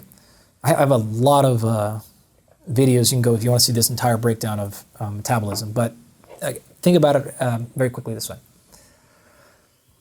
Carbohydrates and fat are the primary places you're going to get energy from, right? And think about this as, in general, carbohydrate is there for faster time, less energy per molecule, per weight. However, it's less, this is important, carbohydrate is more oxygen efficient than fat. Okay. But the total amount of energy per gram of fat is far higher, like tenfold. Yeah. If you're concerned with fat loss, it's not about burning fat, because if you burn a ton of carbohydrate, you have to restore the carbohydrate some way. And you can't, it's difficult to convert fat into carbohydrate, but here's what happens. If you burn more fat, if you eat more fat, you're going to burn more fat because you've given your body more fat. But you're also going to store more fat. Right. Because you're giving yourself more fat. Right? If you eat more carbohydrates, you're going to burn more carbohydrates, but you're going to burn more. Store more carbohydrates. Store. So how do we burn it then? Cool. All you have to do is make sure the total balance of two of them is lower than what you're burning. It doesn't matter. If you want to keep the carbohydrates up and the fat low, fine. You want to keep the fat high and the carbs low? Fine. You want to keep them both like kind of low? It doesn't matter. In terms of actual fat loss, 6 months or 6 weeks or whatever down the run, it doesn't matter. We can play games by giving you food before your workout, and bias is what we call bias the energetics. So if I want you to burn more fat, I'm going to give you more fat before your workout. But you know what's going to happen? You're going to store more fat. Yeah. I'm going to give you carbohydrates to the direction. If I need the energy faster, like in a sport like a 100-meter dash track and field, we're going to hedge towards carbohydrate. If we want to do a long, prolonged exercise that time doesn't matter, like your marathon, we're going to go more towards... Now, a fast marathon is still going to be carbohydrates. A fast marathon, even a 2-hour marathon, is still 85% carbohydrates. What if we're doing a 6-hour marathon? What should I be eating before? You have the bandwidth to do whatever you want. There's a lot of... I'm not trying to... I'm just trying to get through it. So what happens is, because it's regulating these places, your body's going to say, if we have excess fat come in, we're going to burn some of it as fuel as we can, but we're also going to store more because we have excess, right? So this de novo lipogenesis, the ability to take extra carbohydrates and then the leftover ones get stored as fat, is very difficult to do. What happens is you just store them as carbohydrates. Yeah. So imagine this. You had too many carbs. You want to know how, this is how carbs make you fat, by the way. It's not that those things get converted into fat. That's a very difficult process. You're going to take a bunch of those carbohydrates and you're going to store. You're going to max out muscle. And you're going to max out blood glucose. And you're going to max out the liver. And then what happens to the rest? Well, it says, hey, any little bit of fat that we're burning right now, turn it off. Because we have so much extra carbohydrate. We're only going, and so you become very carbohydrate burning, doing things like this, what we're doing, which should be a very fat dominant thing because we don't need energy quickly right now. So the excess carbohydrate ingestion is not converting into fat, it's simply lowering the rate of fat burning. Gotcha. Ingestion of over fat does the same thing in the opposite direction, Right. So this is how it's going to lead to excess storage of actual fat. It's not that you're converting one, from the other. It's the fact that it's regulating, or what we call partitioning, total utilization. So you have the bandwidth for fat loss to do whatever you want. So the idea of metabolic flexibility is when you need energy quickly, you're going to move towards the carbohydrate side. Yeah. But when you don't, you're going to be able to be really good at the other side of the equation. Okay, you do not need to fast. You do not need to have lower carbohydrates to get good at fat burning. That's complete garbage. What do you need to do? You need to be able to be good at fat burning. If you want to get better at it, can you okay, here's a quick test. If you can wake up in the morning and go for a 30-minute jog without food, and you feel fine, maybe you're hungry but you feel fine, then you're probably decent at fat burning. If you are a complete wreck and you can't get 15 feet, then you're probably very poor at using fat as a fuel source. So if we have you do a time trial on whatever thing you do, and you tank, you should have more than enough energy. You might be hungry because you're used to eating breakfast, but your blood sugar is not going to be low. You have way more than enough blood sugar to do what you're going to do. So that's a very easy litmus test. Yeah. If you want to push that ability, you can practice fasting. It will work. You don't have to. You can get simply better at doing things like nasal only breathing, endurance stuff, right? So do whatever it takes, breathe through your nose only. You can train, you can do a little bit of fasted training. You don't have to. You could work on simply eating fat before your workouts. Not carbs. Push that system. Yes. Yeah, right? All of these things are very easy to work. And we've had athletes that have problems the other side too. They're so good at fat burning that they're slow starters. And so we have to work on their ability to use carbohydrates. So we push that into the spectrum. So it's very easy to do, to move, well, conceptually it's easy to do. Right. It doesn't mean it's going to work. And it's going to be a little bit of a struggle for those folks. Yeah. So that's generally how you can get fat burning done. It's movement can work, but you don't have to. Diet is your biggest player there, no question. The last thing I'll say about that is energy control is real. If you are crushing your energy control with stimulants, you can just guarantee a loss of physiological function. So if you're in this situation, okay, I'm doing 10 milligrams or 5 milligrams of melatonin at night. Okay, great, fine, because I can't sleep. Wake up the next morning and I'm doing stimulants, however you want to justify them, all day. And I ask, how's your sleep? You're like, pretty good. And I ask, how's your energy? Pretty good. And then we look at physiology. I'm like, well, your physiology is not very great. I feel fine. Well, you don't actually feel fine. You're just cycling drug to drug to drug to drug to drug to drug. And I'm not against either one of those things, right? But you're sort of blinding yourself a little bit, because if I take either one away, how are you gonna feel? You feel awful. You can't. No energy. Oh, okay, great. So you're actually not very good at producing energy. You're very good at giving something else to produce energy for you. That's not an optimal physiological That's state. not good, yeah. Optimal physiological state is you can sleep fine without anything. You can perform fine. Maybe we're a little bit better when we use them. And now these things give us like a little bit of extra juice. But that's a difference between taking us from really good to some extra juice to like, I can't function. Right. And I can't tell you how many labs we've had come back recently where people have next morning melatonin concentrations that are 10 or 100x upper range limits. They're walking around sedated. Even though melatonin is supposed to have like a 60 or 90 minute half-life, right? It should be gone fairly quickly. But they're taking so much of it. In fact, a study came out very recently showing the actual amount of melatonin in your supplements can range up to 100,000x what you think you're taking. So you think you're taking 3 milligrams. But it's more. Way more. Wow. And so people are walking around sedated, and that's where they're going to nootropics and more coffee and more nicotine, which again, I'm not against any of those things, but like we have to have a little bit more control. The easiest way around all this stuff is like eat a simple diet, drink water, regulate stress, sleep.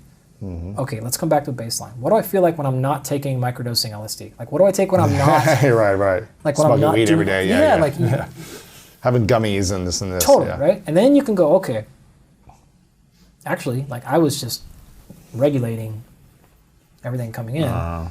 And now we can start playing here and here. But we have been generally pulled people off of things more than we put people on things. Yeah, exactly. Because you just lose any sense of normalcy. I don't want to generalize this because there are a lot of mentally tough and strong humans, but it just feels like it's getting weaker and weaker with technology, with the access to comforts. Everything is so quick and easy. Why do you feel like this is happening? And what is the downside to a weaker society? It's a paradigm, easy example. It's probably good for you to be very sensitive to alcohol. Right? Like, I don't want you to be so sensitive to where if you have a drink of alcohol, you have a mental breakdown for 7 months. Like, that's way too sensitive. But I want you so resilient to it that you could drink excessively and have no physical consequence, right? Because you're going to pay for that eventually.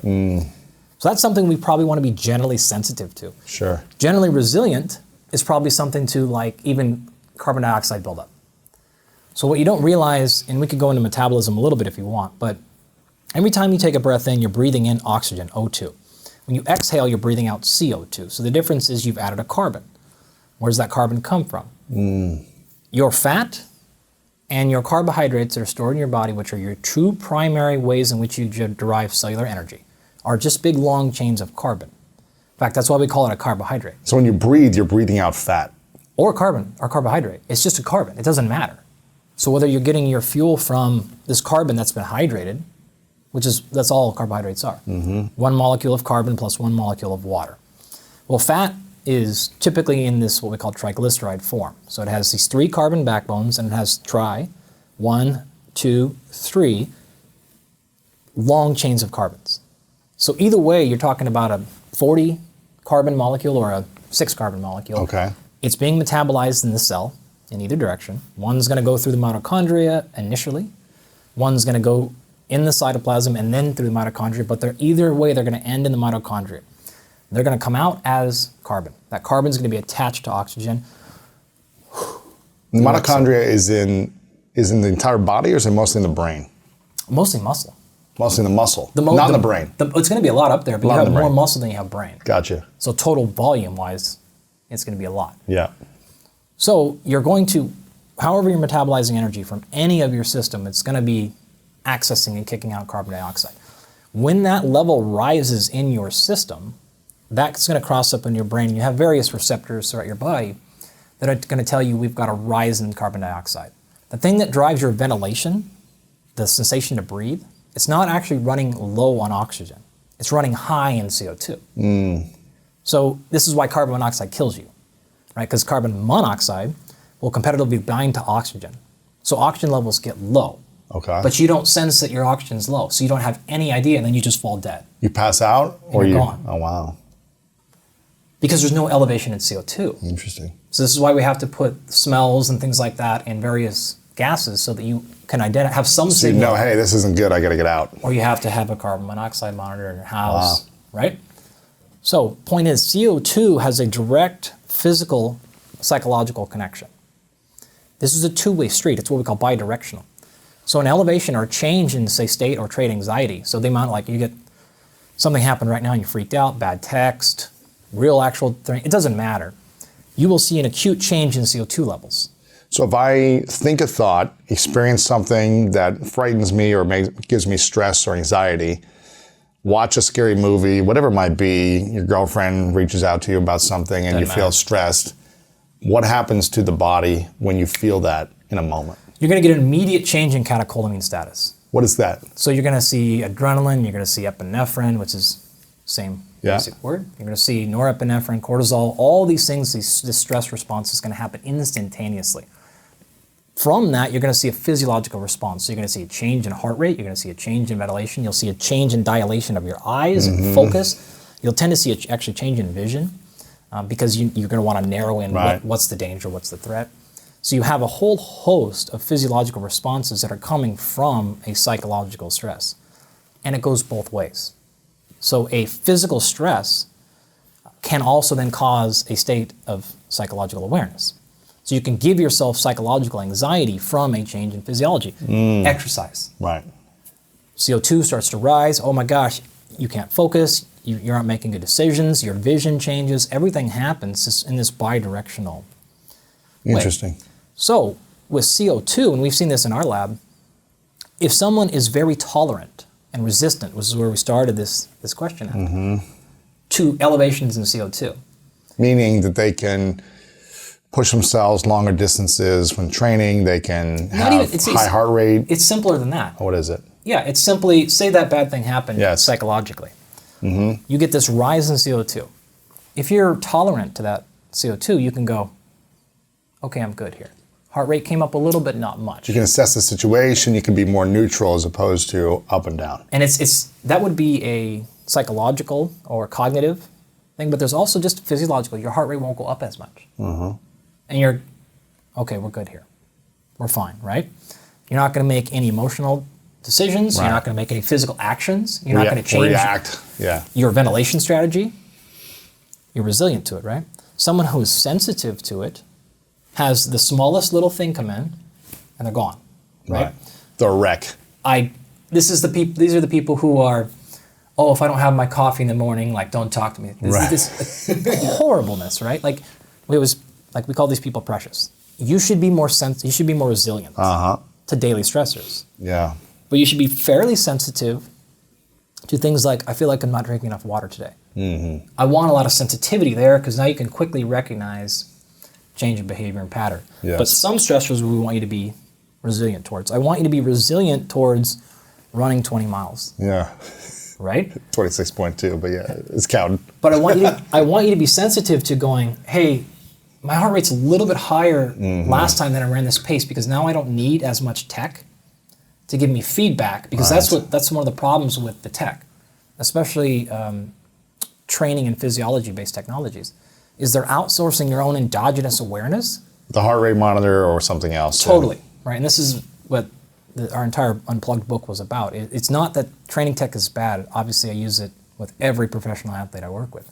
But you don't want to outsource your physiology to a clumsy tech. It can be good for calibration. It can be good for establishing, I don't know what a heart rate of 150 is. I have no idea. Right. It's an assessment tool. It's more of like, where am I at? Totally. Not a continuum tool necessarily. 100%. Yeah, an assessment every now and then. Okay, let me recheck later. Yep. But using your brain or your body or your own senses to assess on a consistent basis is what I'm hearing is probably more in alignment to a healthier long-term constructive life. Absolutely, because then what happens when you're Michael Phelps and you're in the pool in the Olympics and you're like, I need my money. Well, your goggles broke. Oh, yeah. And he still broke a world record. Yeah. I don't know if you're familiar with this story, but what happened is goggles break in the middle of the race, right? And you can't see. Now, you know how important it is to be able to see when you're swimming, especially when you're trying to break a world record, because you can't veer, right?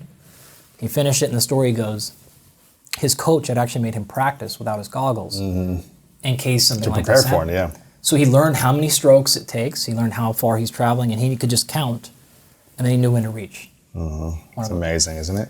So if we kind of wrap that part up is, if you think about the entire optimization, if you want to call it that, for human physiology, you have to think, it's my position that the entire existence as a human race, we have strived for two primary goals, and that's it. Reproduce, right? The second one is reduction of stress. We're now realizing, though, it worked. We have all these comforts, right? We went too far, right? We developed culture for safety in numbers, right? We developed agriculture for safety of food. We developed indoors for safety of thermal stress. And we've strove for one central goal. Every technological advancement we've ever done is to mitigate stress. Now what happens when you go into space and we have completely reduced all stress? Your physiology tanks in a matter of days. Wow. So getting to Mars is not going to be a rocket problem. It's going to be a physiology problem. Interesting. We can't replace enough stress. With our current lifestyles, your question initially, and I'm 10 minutes into finally answering your question, why are we at these problems? It's simply because we have not realized what stressors we want to place on ourselves and which ones we're acceptable removing.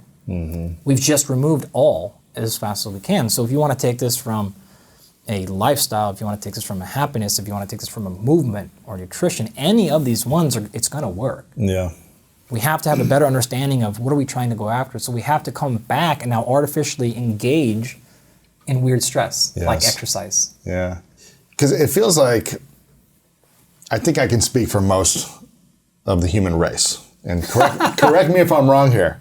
It feels like most of the human race wants to be happy, wants to be healthy, wants to have quality relationships and feel loved. Wants to live a longer life. They want to be around longer. Maybe I'm off, and tell me if I'm wrong. But I feel like most of humanity wants those things. I think you're probably pretty close. Right. And maybe they want to have status or something else, or have a fulfillment in their work or something. But those are things. They want to be happy, healthy, quality relationships, and extend their life as long as they can in a healthy way.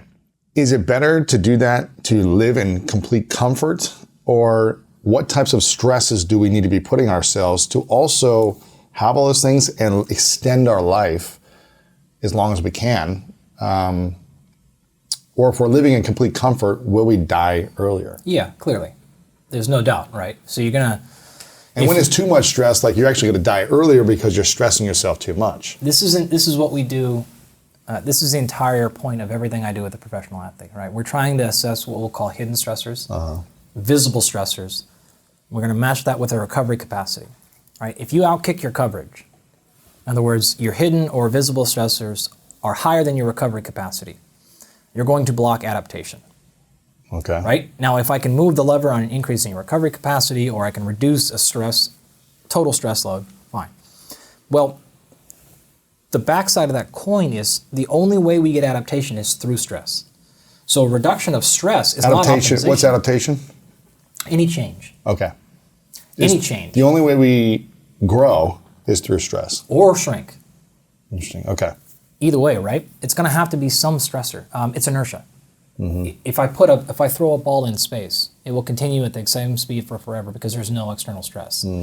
We have external stress here. Physiology is optimized with stress. Right. Not without. The body is optimized with stress. Yeah. It functions its best with stress because it needs to continually provide maintenance. Imagine if in this building you just fired every maintenance person. It's not going to work its best. Right. You want to have some small changes there. Let's get the carpet out. Let's do this. Let's change out. You're going to see improvements, right?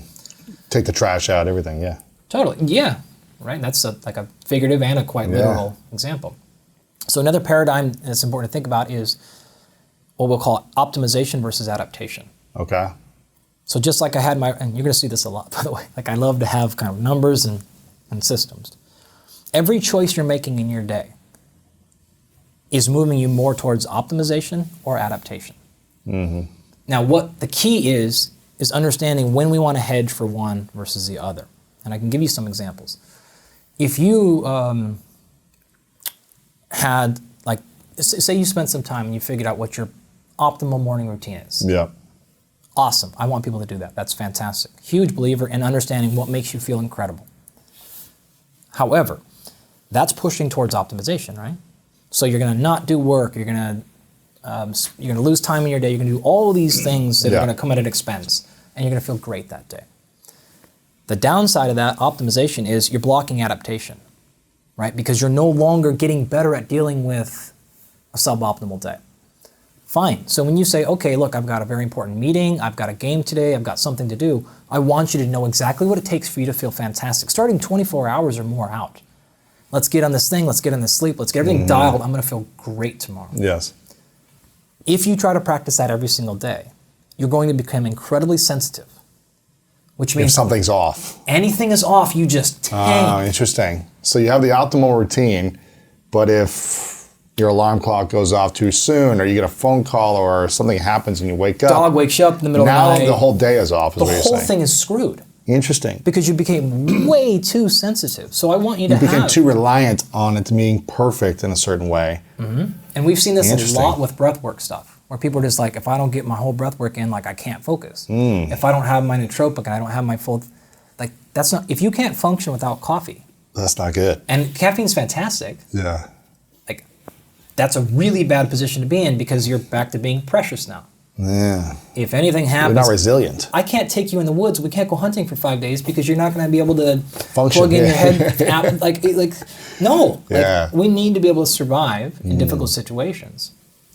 Obviously, our lives, what we consider to be a difficult situation now, is far less than what it, on average, used to be. Yeah. Certainly, some people are dealing with really difficult things. But for the most part, as a global average in this country, the bar has gone up. Life is pretty good. Yeah, we're not in the woods all day. Yeah. So how do we figure this out? We need to think through from an athletic perspective. It's very easy, right? In the off season, for example, we're not driving optimization. I'm not peaking you for tomorrow when I'm 6 months out from a game. I'm driving adaptation. Here's what that means. You're not going to feel great today. Things aren't going to be perfect. Our HRV numbers are going to be down. I'm not going to give you an optimal pre and post workout. And we're not going to dial these things in. We're going to put the body under higher stress in the areas we want. We're going to remove them in the areas we don't want, but general stress load is going to go up. And I may cut out a little bit of your recovery capacity. Make it uncomfortable for you. I want you to become more resilient. I want the physiological requirements for recovery to have to go, we don't have enough here. Upregulate. Build more mitochondria. Be more tolerant to the connective tissue. Be more tolerant to the stress load. Whatever thing we're trying to push. Yeah, you're going to feel more soreness today. You have to push through the soreness, whatever. Yeah. All these things, right? Now, we're going to roll into season in this example and say, let's now push towards optimization. And I could give you some examples of this, but we've done work with things like taper. And you know what taper is, but I'll explain for non-sport folks. Like tapering off? Yeah. Yeah. So you've trained the entire season, for example, and then the last couple of weeks you say back down practices. Yeah. So we can get ready for the playoffs. The whole idea is you've actually overloaded your system the entire season. And now when you back off that volume, intracellularly you recover. So now performance jumps up. And we've seen this actually. We've taken biopsies of folks pre and post like a 3-week taper. And we've seen improvements of like 10 to 15% in fast twitch muscle size. Wow. Through the taper. Wow. And how long is the taper? Like 3 weeks. A couple weeks, yeah. And we've seen this with as little as 2. And this is now like generally a 50% reduction in volume. So if you're running 30 miles a week and you go down to 15 for a week, you could quite literally see a giant increase in fast twitch muscle fiber size by simply doing less. Wow. That only works though because you worked really hard before that. For like 3 months. Yeah. So you just have to have a bit of a strategy. And for non-athletes, the same thing happens for this longevity scheme, right? So what you're trying to run the equations on all the time are, okay, what have I become really sensitive to? And what have I become really resilient against? And am I driving too much optimization? Because if you are, you're probably shortcutting your long-term. It's what we call the short game versus the long game. So sometimes I want you to play the short game. I don't want you to spend too much time pushing for, another way to kind of think about this adaptation versus optimization is immediate versus delayed gratification. Yeah. If you always choose immediate gratification, I don't need to explain to you why that's a problem. However, if you always choose delayed gratification, you're now asking a recipe for mental health issues. Give me an example why. You're not present. You have this big thing, and congratulations, like you made the big sale. Okay, yeah, but we gotta. You're always kicking the. You're never having that piece of cake. You're never taking that day off. You're never present. And you've probably had 1 million people on the show before talk about the importance of presence, right? If you're worried about the past, you know what that is. If you're worried about the future, that's a different thing. So having some semblance of presence is critical. So you want to pay attention to, hey, you haven't been happy. I've had this happen with athletes winning Olympic gold medals. Yeah, and then depression right after. Immediate depression, right? I can't tell you you seen how that movie, The Weight of Gold? No. It's a documentary called The Weight of Gold. Yep, You should watch it. It's powerful. It's about kind of like the depression cycle that these elite athletes have after the Olympics, specifically with Olympics, because it's very real. Because it's like you train for 8 or 16 years for one moment, and then there's no more vision, there's no more goal once you retire, I guess. So it's even more acute than that. Yeah. I have seen this before. Like you walk off and you have these NBA World Championships, UFC belts, and it's like, I'm not even happy right now. Yeah, or like It's not even like I'm the next day, it's like you're not even happy right then. Yeah. And that's because it's too much of like, okay, yeah, we had a great day, but like, or you focus on the mistakes you made, or I could have done this, or I missed the shot of the goal, or whatever. Yeah, that's workaholics. Like you're gonna have all these problems. If you're too focused on acute happiness, though. Yeah, you're eating sugar all day long. You're having, you're not sleeping. You're just partying all day. I'll probably 4 or 5 hours work today is probably good. Like, yeah. Now you're there. So all of these things are a calculation you're running, and I think you can challenge these with every aspect of your day, whether that's your work, it's your food, it's your relationships. All of these things you need to think carefully and go, you know what? Maybe I should. I'm going to invest in more sleep right now, right? And I'm just gonna eat it with my job right now. Yeah. We have what we call a snapshot or a quadrant. So you get 10 points. Give me an example. I give you 10 points. I'm gonna make you do this right now. Okay. You ready for this? You have 4 categories. Category 1 is relationships. Okay. So this is like a 4 quadrant? Bingo. Okay. Relationships. Category 2 is physical. Category 3 is recovery. Okay. And category 4 is we have relationships, we have physical, recovery, and business. Of course, business, like business life, like job, all that stuff. So now each one of these categories is changing based on you. So what's relationship means to you? Like that's not the same for me or whatever. Right. What's business mean? That's just, so whatever these things need to make sense for you, make sense for you.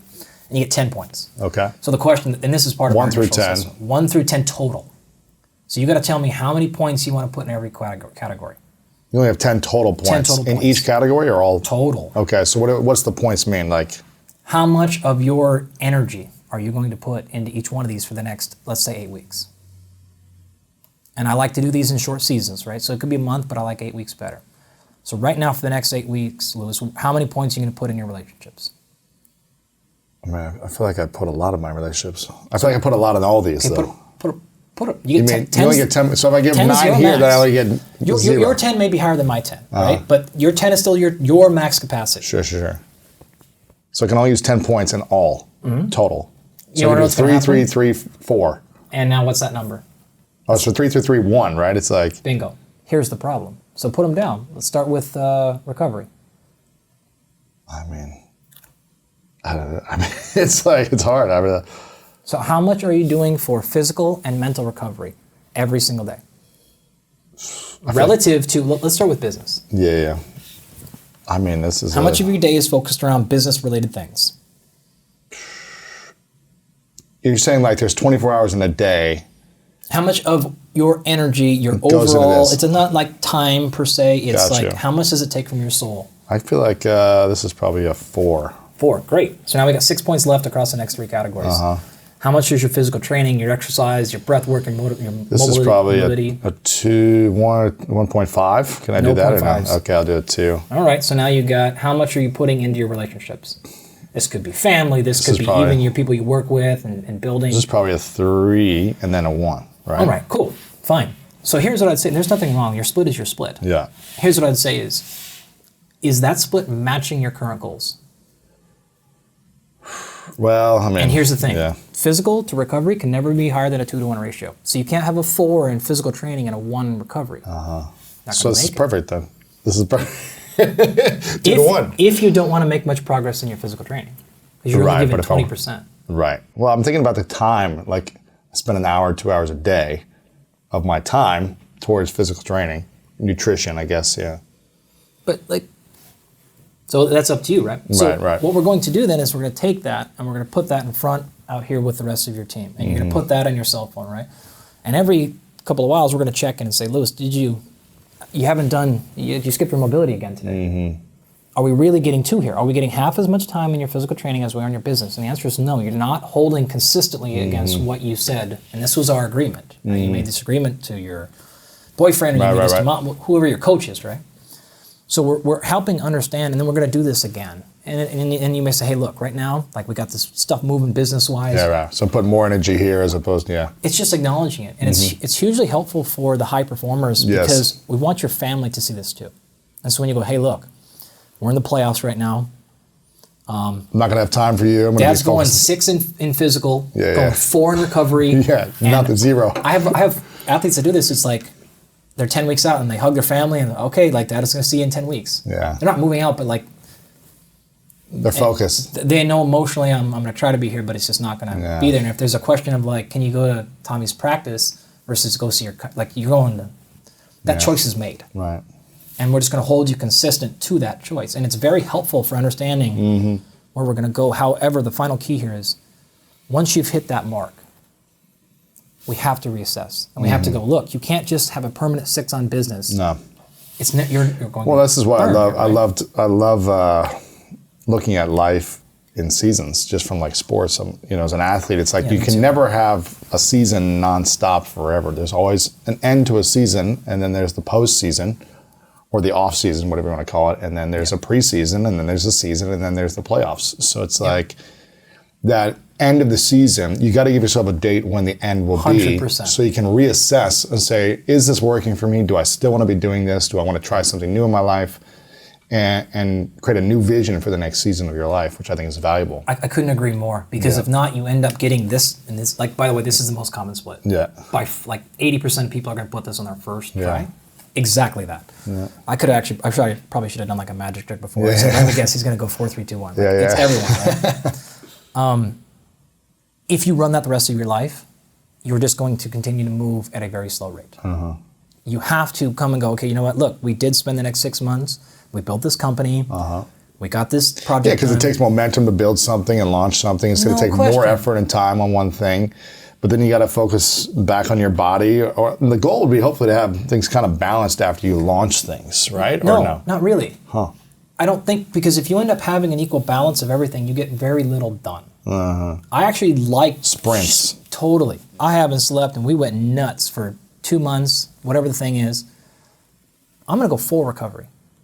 We're going to go 2 business, and maybe we're going to do it for 2 weeks. Fine. And you know what? Take a month off, or not even. It could just be like, look, I'm gonna work from 11 a.m. to 2.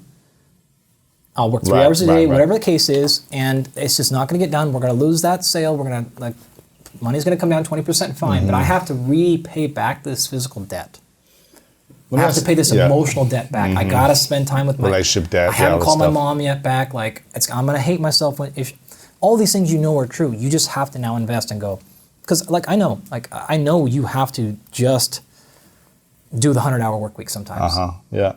If you're launching something, if you want it to be successful, you have to. You can't just show up 2 hours a day on a business that no one knows about. When we're preparing for world title fights or 4 years into an Olympic quad, there are plenty of times when it is just like nothing else is going on. Yeah, you don't get to call your mom. No, just kidding. She gets 1 minute a day. Going to the cabin, no mom, no kids. Here's the thing. Here's one thing I want to ask you about is sleep.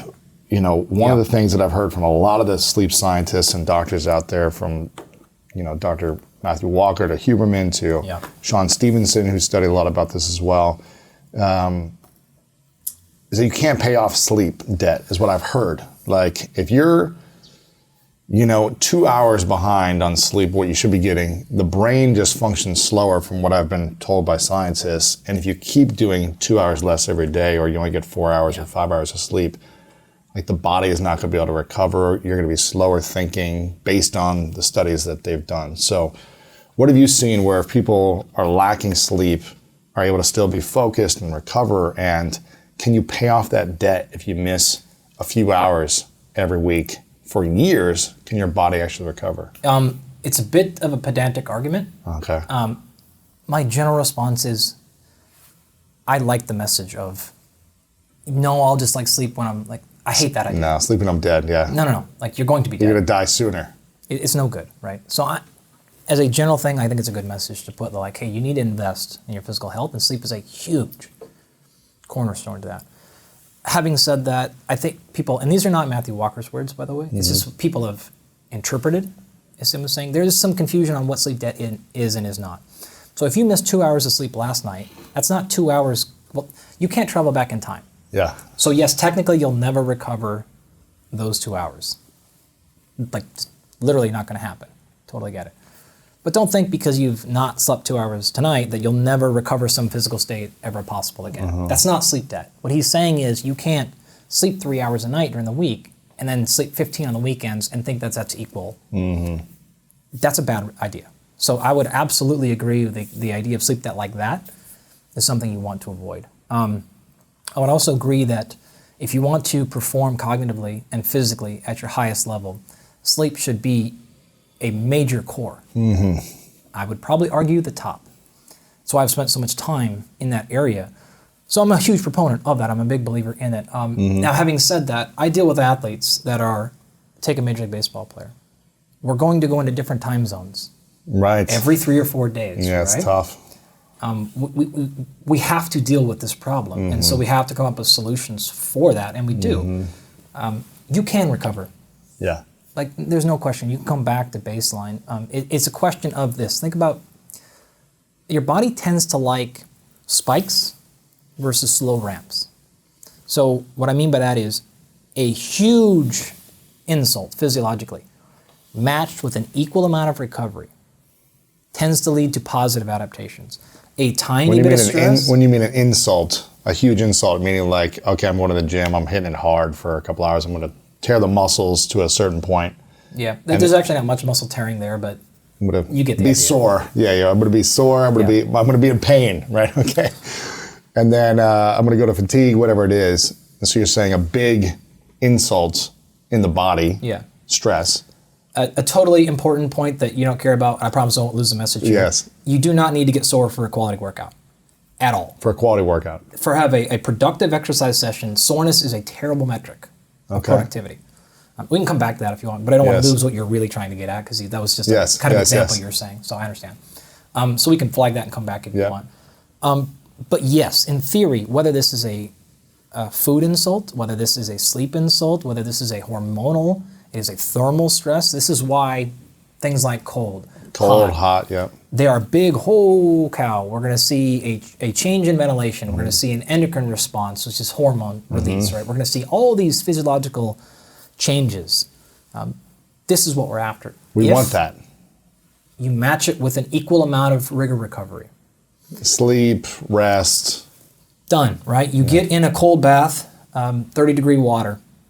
You're going to see immediate, boom, everything is going to shoot up. You're going to get out what you're going to see. In fact, if you look at like HRV. So HRV is a measure of autonomic nervous system. So this is, think of this as like a global measure of your stress load.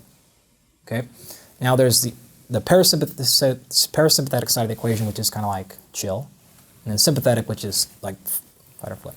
So you want this high HRV score, because this is generally saying you are in a nicely parasympathetic mode when you're supposed to be. If you get in the ice, and we've done this with a lot of professional athletes, not like one setting, we're talking about like weeks and weeks of daily and metrics and months of metrics, your HRV score when you get in the ice is going to plummet. You're going to flip into sympathetic nervous system as fast, and remember, low HRV is bad. Okay. You get out of the ice, within 30 minutes, your HRV score will be higher than it was when you started. 60, 90, 180, up to 270 minutes post that, it'll still be higher than it was at the beginning. So a 3-minute jump in cold water can provide a pretty lasting positive physiological response. And that's exactly what I mean by short-term shock matched by get out, okay, breathe. Relax for 20 minutes, yeah. Totally. You're going to see a higher basal state, if you want to think about it, than what you did before. That's a really easy example of a quick. Higher base state of what? In this particular case, HRV, which is again like a rough global metric of what's your physiological state. And you want that. You want it to be higher. You're higher. Yeah. You're performing It's better. better. You're more under control. Interesting. So less... Is that good to do on a daily basis, these short shocks, whether it be extreme hot, extreme cold, extreme whatever, extreme sprinting really quick, something like that? Yeah, it can on be, a daily or? Yeah, I think so. But they don't have to be the same thing. So you don't have to ice every day. You don't have to do max heart rate intervals every day. But you could do something that requires tremendous concentration. Focus. You can I'm going to do 90 minutes of just completely involved work. I'm going to do a meditation session. I'm going to breath work. I'm going to be totally engaged with my partner and just really have a 45-minute conversation where we're just locked, like physical touch. All of these things can represent these short, intense bursts, right? So if you're an exerciser like us, like that's going to come a lot of times in the form of working out. Food-related things. There's of course supplementation and other areas to get to it. What you don't want is just a wandering baseline where you're like slightly underslept, you're slightly overfed, like you have a little bit of stress, but it's not like the kind of stress you want. That's not good stress. It's like... You're not totally focused, and then like work builds up, and then like you're kind of a jerk to your kid. That's a recipe for all things bad, right? Loss of productivity, loss of relationships, all these things got worse, and we didn't drive adaptation. So we didn't get better. Interesting. Because of it. So those are the areas we want to stay away from. I could give you physiological examples, but you're getting the point, right? Yeah. And so that's where we want to be mindful of. With sleep, for example, chronic slight undersleep is going to lead to that area of, okay, like now all of a sudden, I don't feel great, and I feel like my energy's down, and we just have these continual degradation of physiological state. So then we have to come in and spend way too much time running diagnostics and figure out, okay, it's one of four, bad sleep is one of four areas. It's psychology, it is physiology, it is environment, or it is your pathology. What is pathology? So you could have something going on, like if we ran, you could have, there's a particular issue where your legs twitched all night, right? You have things like that where your tongue is falling in the back of your neck and you can't breathe and you're being shot awake. So some sort of negative actual state. You could have some sort of physical induced sleep apnea. Right. So the four parts of bad sleep is psychology, which is essentially like the way you're thinking or ruminating all day, or worrying about something and you're not able to calm your thoughts, essentially. This comes into a variety of areas. Either I can't turn my brain off at night. Yeah. This used to be me for most of my life. Totally. Yeah. Super easy fixes for that, by the way, for the most part. I wish I had that. Well, I feel like I had that in the environment. We didn't have air conditioning when I was a kid growing up. Yeah, me neither. So I was just sweating in the middle of the summer, just like, I can't sleep. And then you're just like ruminating on why you can't sleep. Totally. No sheets, no blankets, just like, and my dad didn't let me have a fan on me because like, it's going to make you sick. No way. Yeah, so I couldn't have a fan on. And he was like, this is going to make you sick. So I just had to sit there like for 2 hours every night, like hoping to sleep. Well, you became very resilient to I know, high right? temperature. My gosh, man. So I feel like the psychology, the environment is one thing. And you hear people talking about having a sleep sanctuary and really like the different things you can do with dark out, the snake plants to create more oxygen, the sheets, the temperature, everything for the optimized sleep is the key, right? So with environment, you want to pay attention to a handful of other things. Most people are hip to light. Yeah, the light is sound, right? Yeah. But there's other things that we can measure, like I was talking before the show. Right, we have a box that we can just sit on the end of your desk. I like that. And it's going to run full environmental diagnostics. I want to try that. So this is going to measure everything from like your CO2 cloud, which is, again, going back to our beginning of our conversation, you're going to take a breath in and you're going to breathe out CO2. Well, when you're sleeping, because you're not going, right, you're just barely moving. So that CO2 basically seeps out. Wow. Well, if that CO2 hovers around your face and then you're re-inhaling the CO2, what's happening? It's not good. It's going right back up again. Shooting awake, or even if you're not physically shooting awake, you're going to be shot out of sleep stages, right? Which is what we're trying to get into, right? And you can go back to, I'm sure, listen to your episodes with Walker and Andrew, and they've talked about the various sleep stages. So if we can figure out, hey, you know what? Like, actually, it's not You don't need to wear the blue blockers. Not that you don't, but like you don't Right. have all these things that people are thinking. You've tried Screens, everything. all these supplementation. You've tried changing your diet. You've changing all these things. You're done, and you're still not sleeping. Well, maybe it's as simple as the fact that the air ventilation in your room isn't moving the air off your face. Oh. So having some circulation. Totally. It has to be the right type of circulation, because if the air conditioner goes, Push it back. Yeah. now we've fallen. Sorry if that was really loud. Yeah. It's fallen now back into there. Yeah, I actually like the some sound, like not sound, but more like airflow. Like hearing the air flowing makes me sleep easier than silence. Like I get like worried when it's just silent. I don't know. You're very normal. Yeah. Most people are going to say put a big. This is why white noise machines. Or like work, a little right? fan or something. Yeah, just to hear. Totally right. It also drowns out the bottom level of noise. That's true. Any other little sounds that you might hear from outside. Yeah, that's interesting. Can't hear it, right? Huh. So we're going to look at that. We're going to look at any. You said pathology. What was the third one? Psychology, environment, something else in pathology. Physiology. Physiology. This is like. So this is where we're your going to measure. body's twitching or you're sore, you're in pain. No. This is going to be quite literally your melatonin levels throughout the night, throughout the day. It's cortisol levels, it's DHEA levels, it's everything that goes, serotonin, dopamine, all these things that you can do supplementation-wise or food-wise are affecting the physiology. So what we're going to try to do is run through, if you do the very standard sleep hygiene stuff, and that's not working, now we've got to go down one of these areas steps, and figure out maybe there's simply a pollen or some environmental thing going on in the air that's blocking up your nose, and all of a sudden you can't breathe through your nose. Now you've gone to mouth breathing at night, and you've probably talked about that a bunch. Of course, why that's bad. James Nestor, Yeah, you can look at the nitric oxide issues, so endothelial function's down. So if you're a little bit older and you've lost nitric oxide function, and or you're not getting high nitric oxide concentrations out of your food. And now if you've got the double whammy, which tends to happen, poor food and age, boom. Now we have physiological problems. So it may not be any of the environment or psychology, but you're kicking awake, and then when you kick awake, you start thinking, and now you think it's a psychology problem, but really your physiology was just too close to high alert. And any little thing shot you off. And so you weren't resilient at all because you're right on that threshold of not being able to do things. And then you can try, I'm sure Andrew's talked about HSRD stuff and just like nuts, right? Another trick I love for the brain thing, actually, we use this a lot with high performers. And by that I mean not just athletes, but high performers, right? Executives and The brain does not do well for these people that are high drive when you tell it to calm down. Now, if you can't do that, you need to develop that skill. the ability to calm down. For sure. At any moment, yeah. And meditation, breath work, all this stuff is really effective. However, it tends to do very well when you simply give it a very specific task, which sounds counterintuitive. So you shoot awake and you can't go back to sleep because you're thinking about whatever the thing is. Two ways to solve this. Number one, if it's like, I got to do this tomorrow and this is a very easy solution is to just keep this right by your bed. Mm-hmm. Wake up and write, okay, boom, boom, boom, boom, boom, and you'll be like, all right, I'm good. Get it out, yeah. Or the other way is I try to solve my hardest problems in bed when I can't sleep.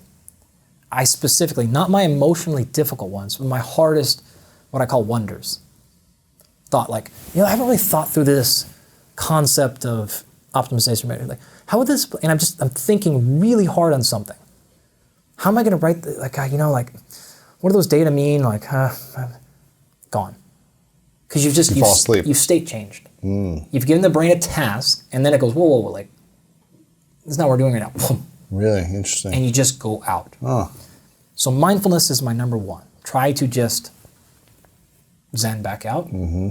If that doesn't work, though, focus on a task that's not emotionally charging for you. Oh, yeah. But you really like. What's the thing that you're just like, man, sometimes I'll think about, I'm a sports fan. I played college football like you. Sometimes I think about like, God, can I name the entire 1995 Mariners roster? Like, I think I can. Who the hell plays second base? Like, I want to. Yeah. Like, you just go through that stuff. So you give it something to do. Yeah. It's the same thing with like a parenting or working with employees. Rather than just telling them what not to do, Yeah. you're more effective generally telling it what to do and making it do something and giving it options. Hey, you can think about this, or this. I'm not just going to run out and say, no, because that's really hard for you to just like stop thinking about this damn meeting. Like, that's just, That's really difficult Right, to right. do. It doesn't work. So you know what? Okay, you can have these 3 options. Think about this, or this, and you just go. And at worst case, you lay there in bed happy. Lots of information here, Andy. You've got a YouTube channel with a lot of this stuff. If people want to nerd out and go into the data, they can see all your YouTube videos there. Your Instagram is really fun to check out. A lot of good tips there. You got a book as well, which is about getting unplugged, right? It's evolving from technology to upgrade your fitness performance and consciousness. I wanted to go more into consciousness and exercise and things like that, but I think maybe we'll have to have you come back on next time to give people some time to digest this. But you also have your lab. I don't know if people are able to go to the lab if they're in LA, or if it's more for just high performance athletes. But yeah, you've got a whole center there where you're sharing the research online from the lab, which is really cool. People can go to andygalpin.com. Your YouTube as well as that's just Andy. Is that Dr. Andy Galpin? I think it's just Andy Galpin. Andy Galpin was there. Sure it'll come Instagram, Twitter, Facebook. We'll have it all linked up as well. How else can we be supportive to you today? What can we do to support you besides checking out your site and all the information you have? Yeah, I think a couple of things. So my YouTube page, a little bit more context there. I built that a number of years ago simply because I thought it's kind of weird how people want and need general exercise and nutrition information. And I can only do this 35 students at a time, and I'm waiting. Like, this is just not a thing. So I just thought, like, can I just start taking all of my university lectures, all the seminars I give, all the private speaking engagements, and can I just put them up on YouTube for free? Turns out you can. Yeah.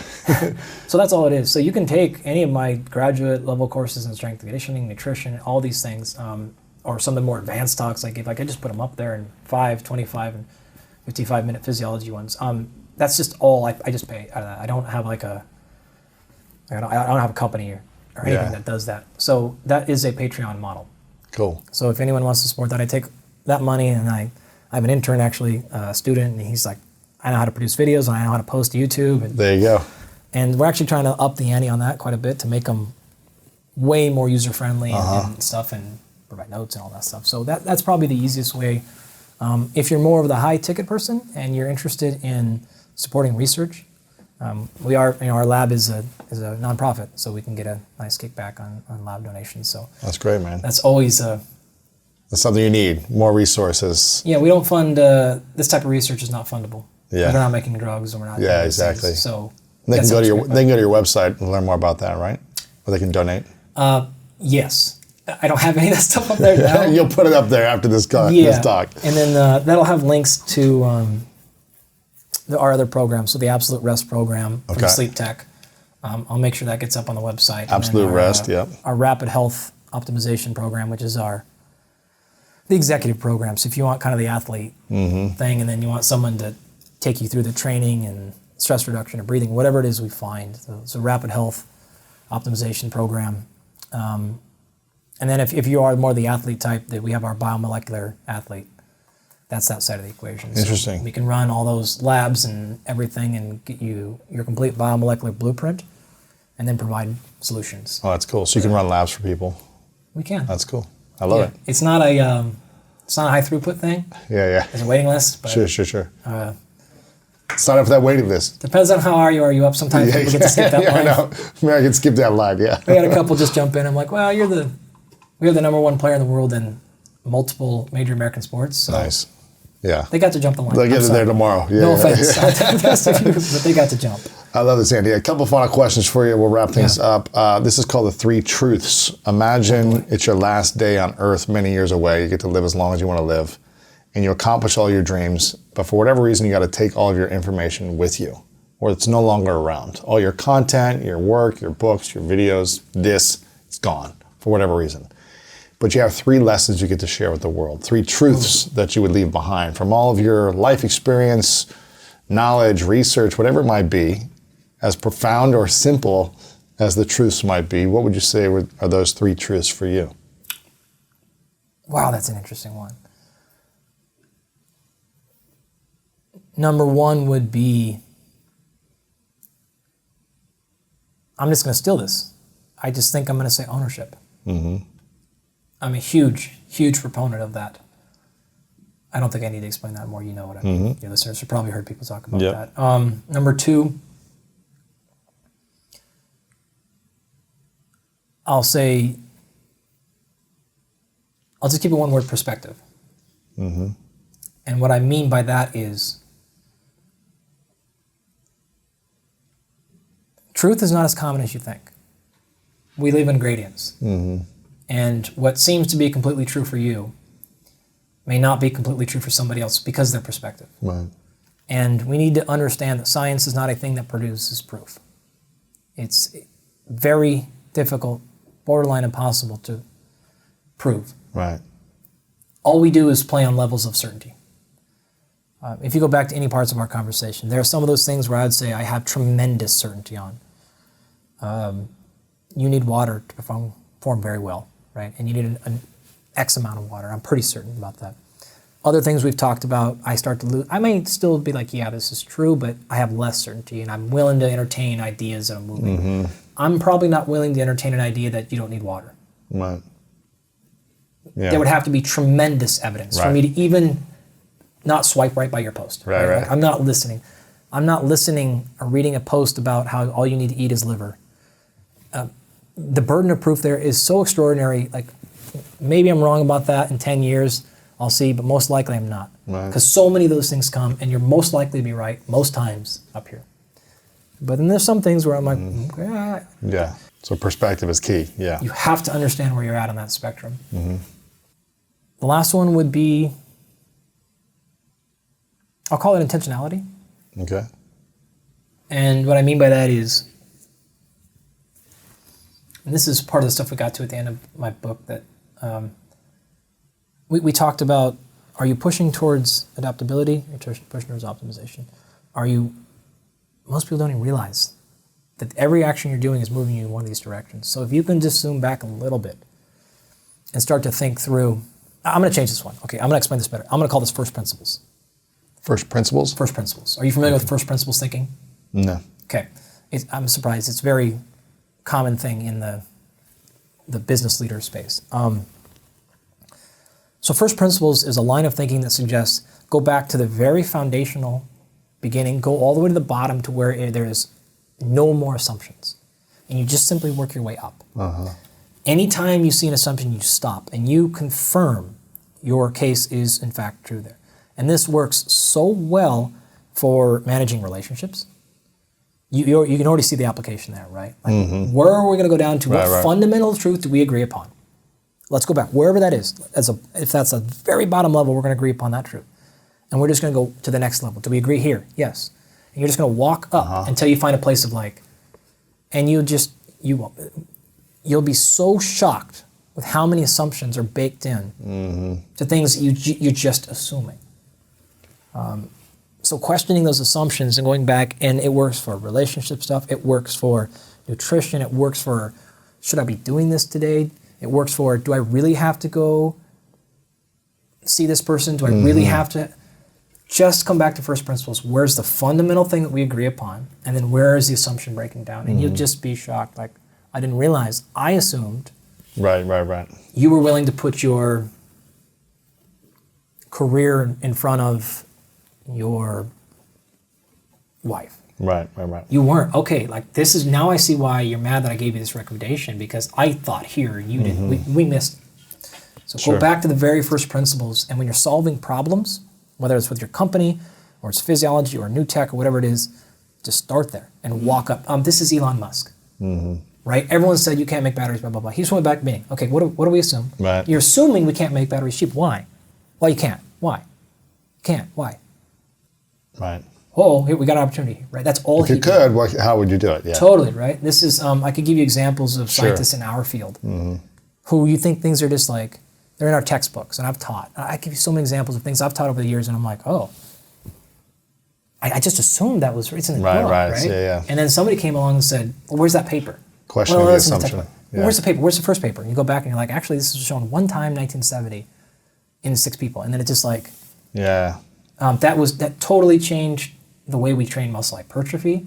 Brad Schoenfeld just did that, right? And it's like, we have so many people, you're like, I never thought to assume. I just... Yeah. So just really go back to first principles thinking, and I love it. My man, I love this. I want to acknowledge you, Andy, for the constant search of moving the human body forward. You know, the constant research that you're diving into, the constant testing and tweaking, the optimizing of humans. I think it's really cool that you have a lab that you get to work with great athletes all the time, college athletes, pro athletes, and see what's working for the rest of us. So thank you for doing all the work and the research and diving in and publishing this information and making it available for us as well for free on YouTube and everywhere else. So really appreciate it, Andy. Final question, what's your definition of greatness? Exceeding your own expectations. Whatever your coverage is, when you outkick it for yourself, I think you've done great. There you go. That's all I'm going to say. My man, appreciate it. Thanks, Yep. Andy. Vaping is not identical to smoking, but you might be trading one known nasty thing for an unknown nasty thing. Right. So I think it's just, and you have to remember how long it took before the evidence implicating smoking became dispositive. I mean, that really took about 60 years.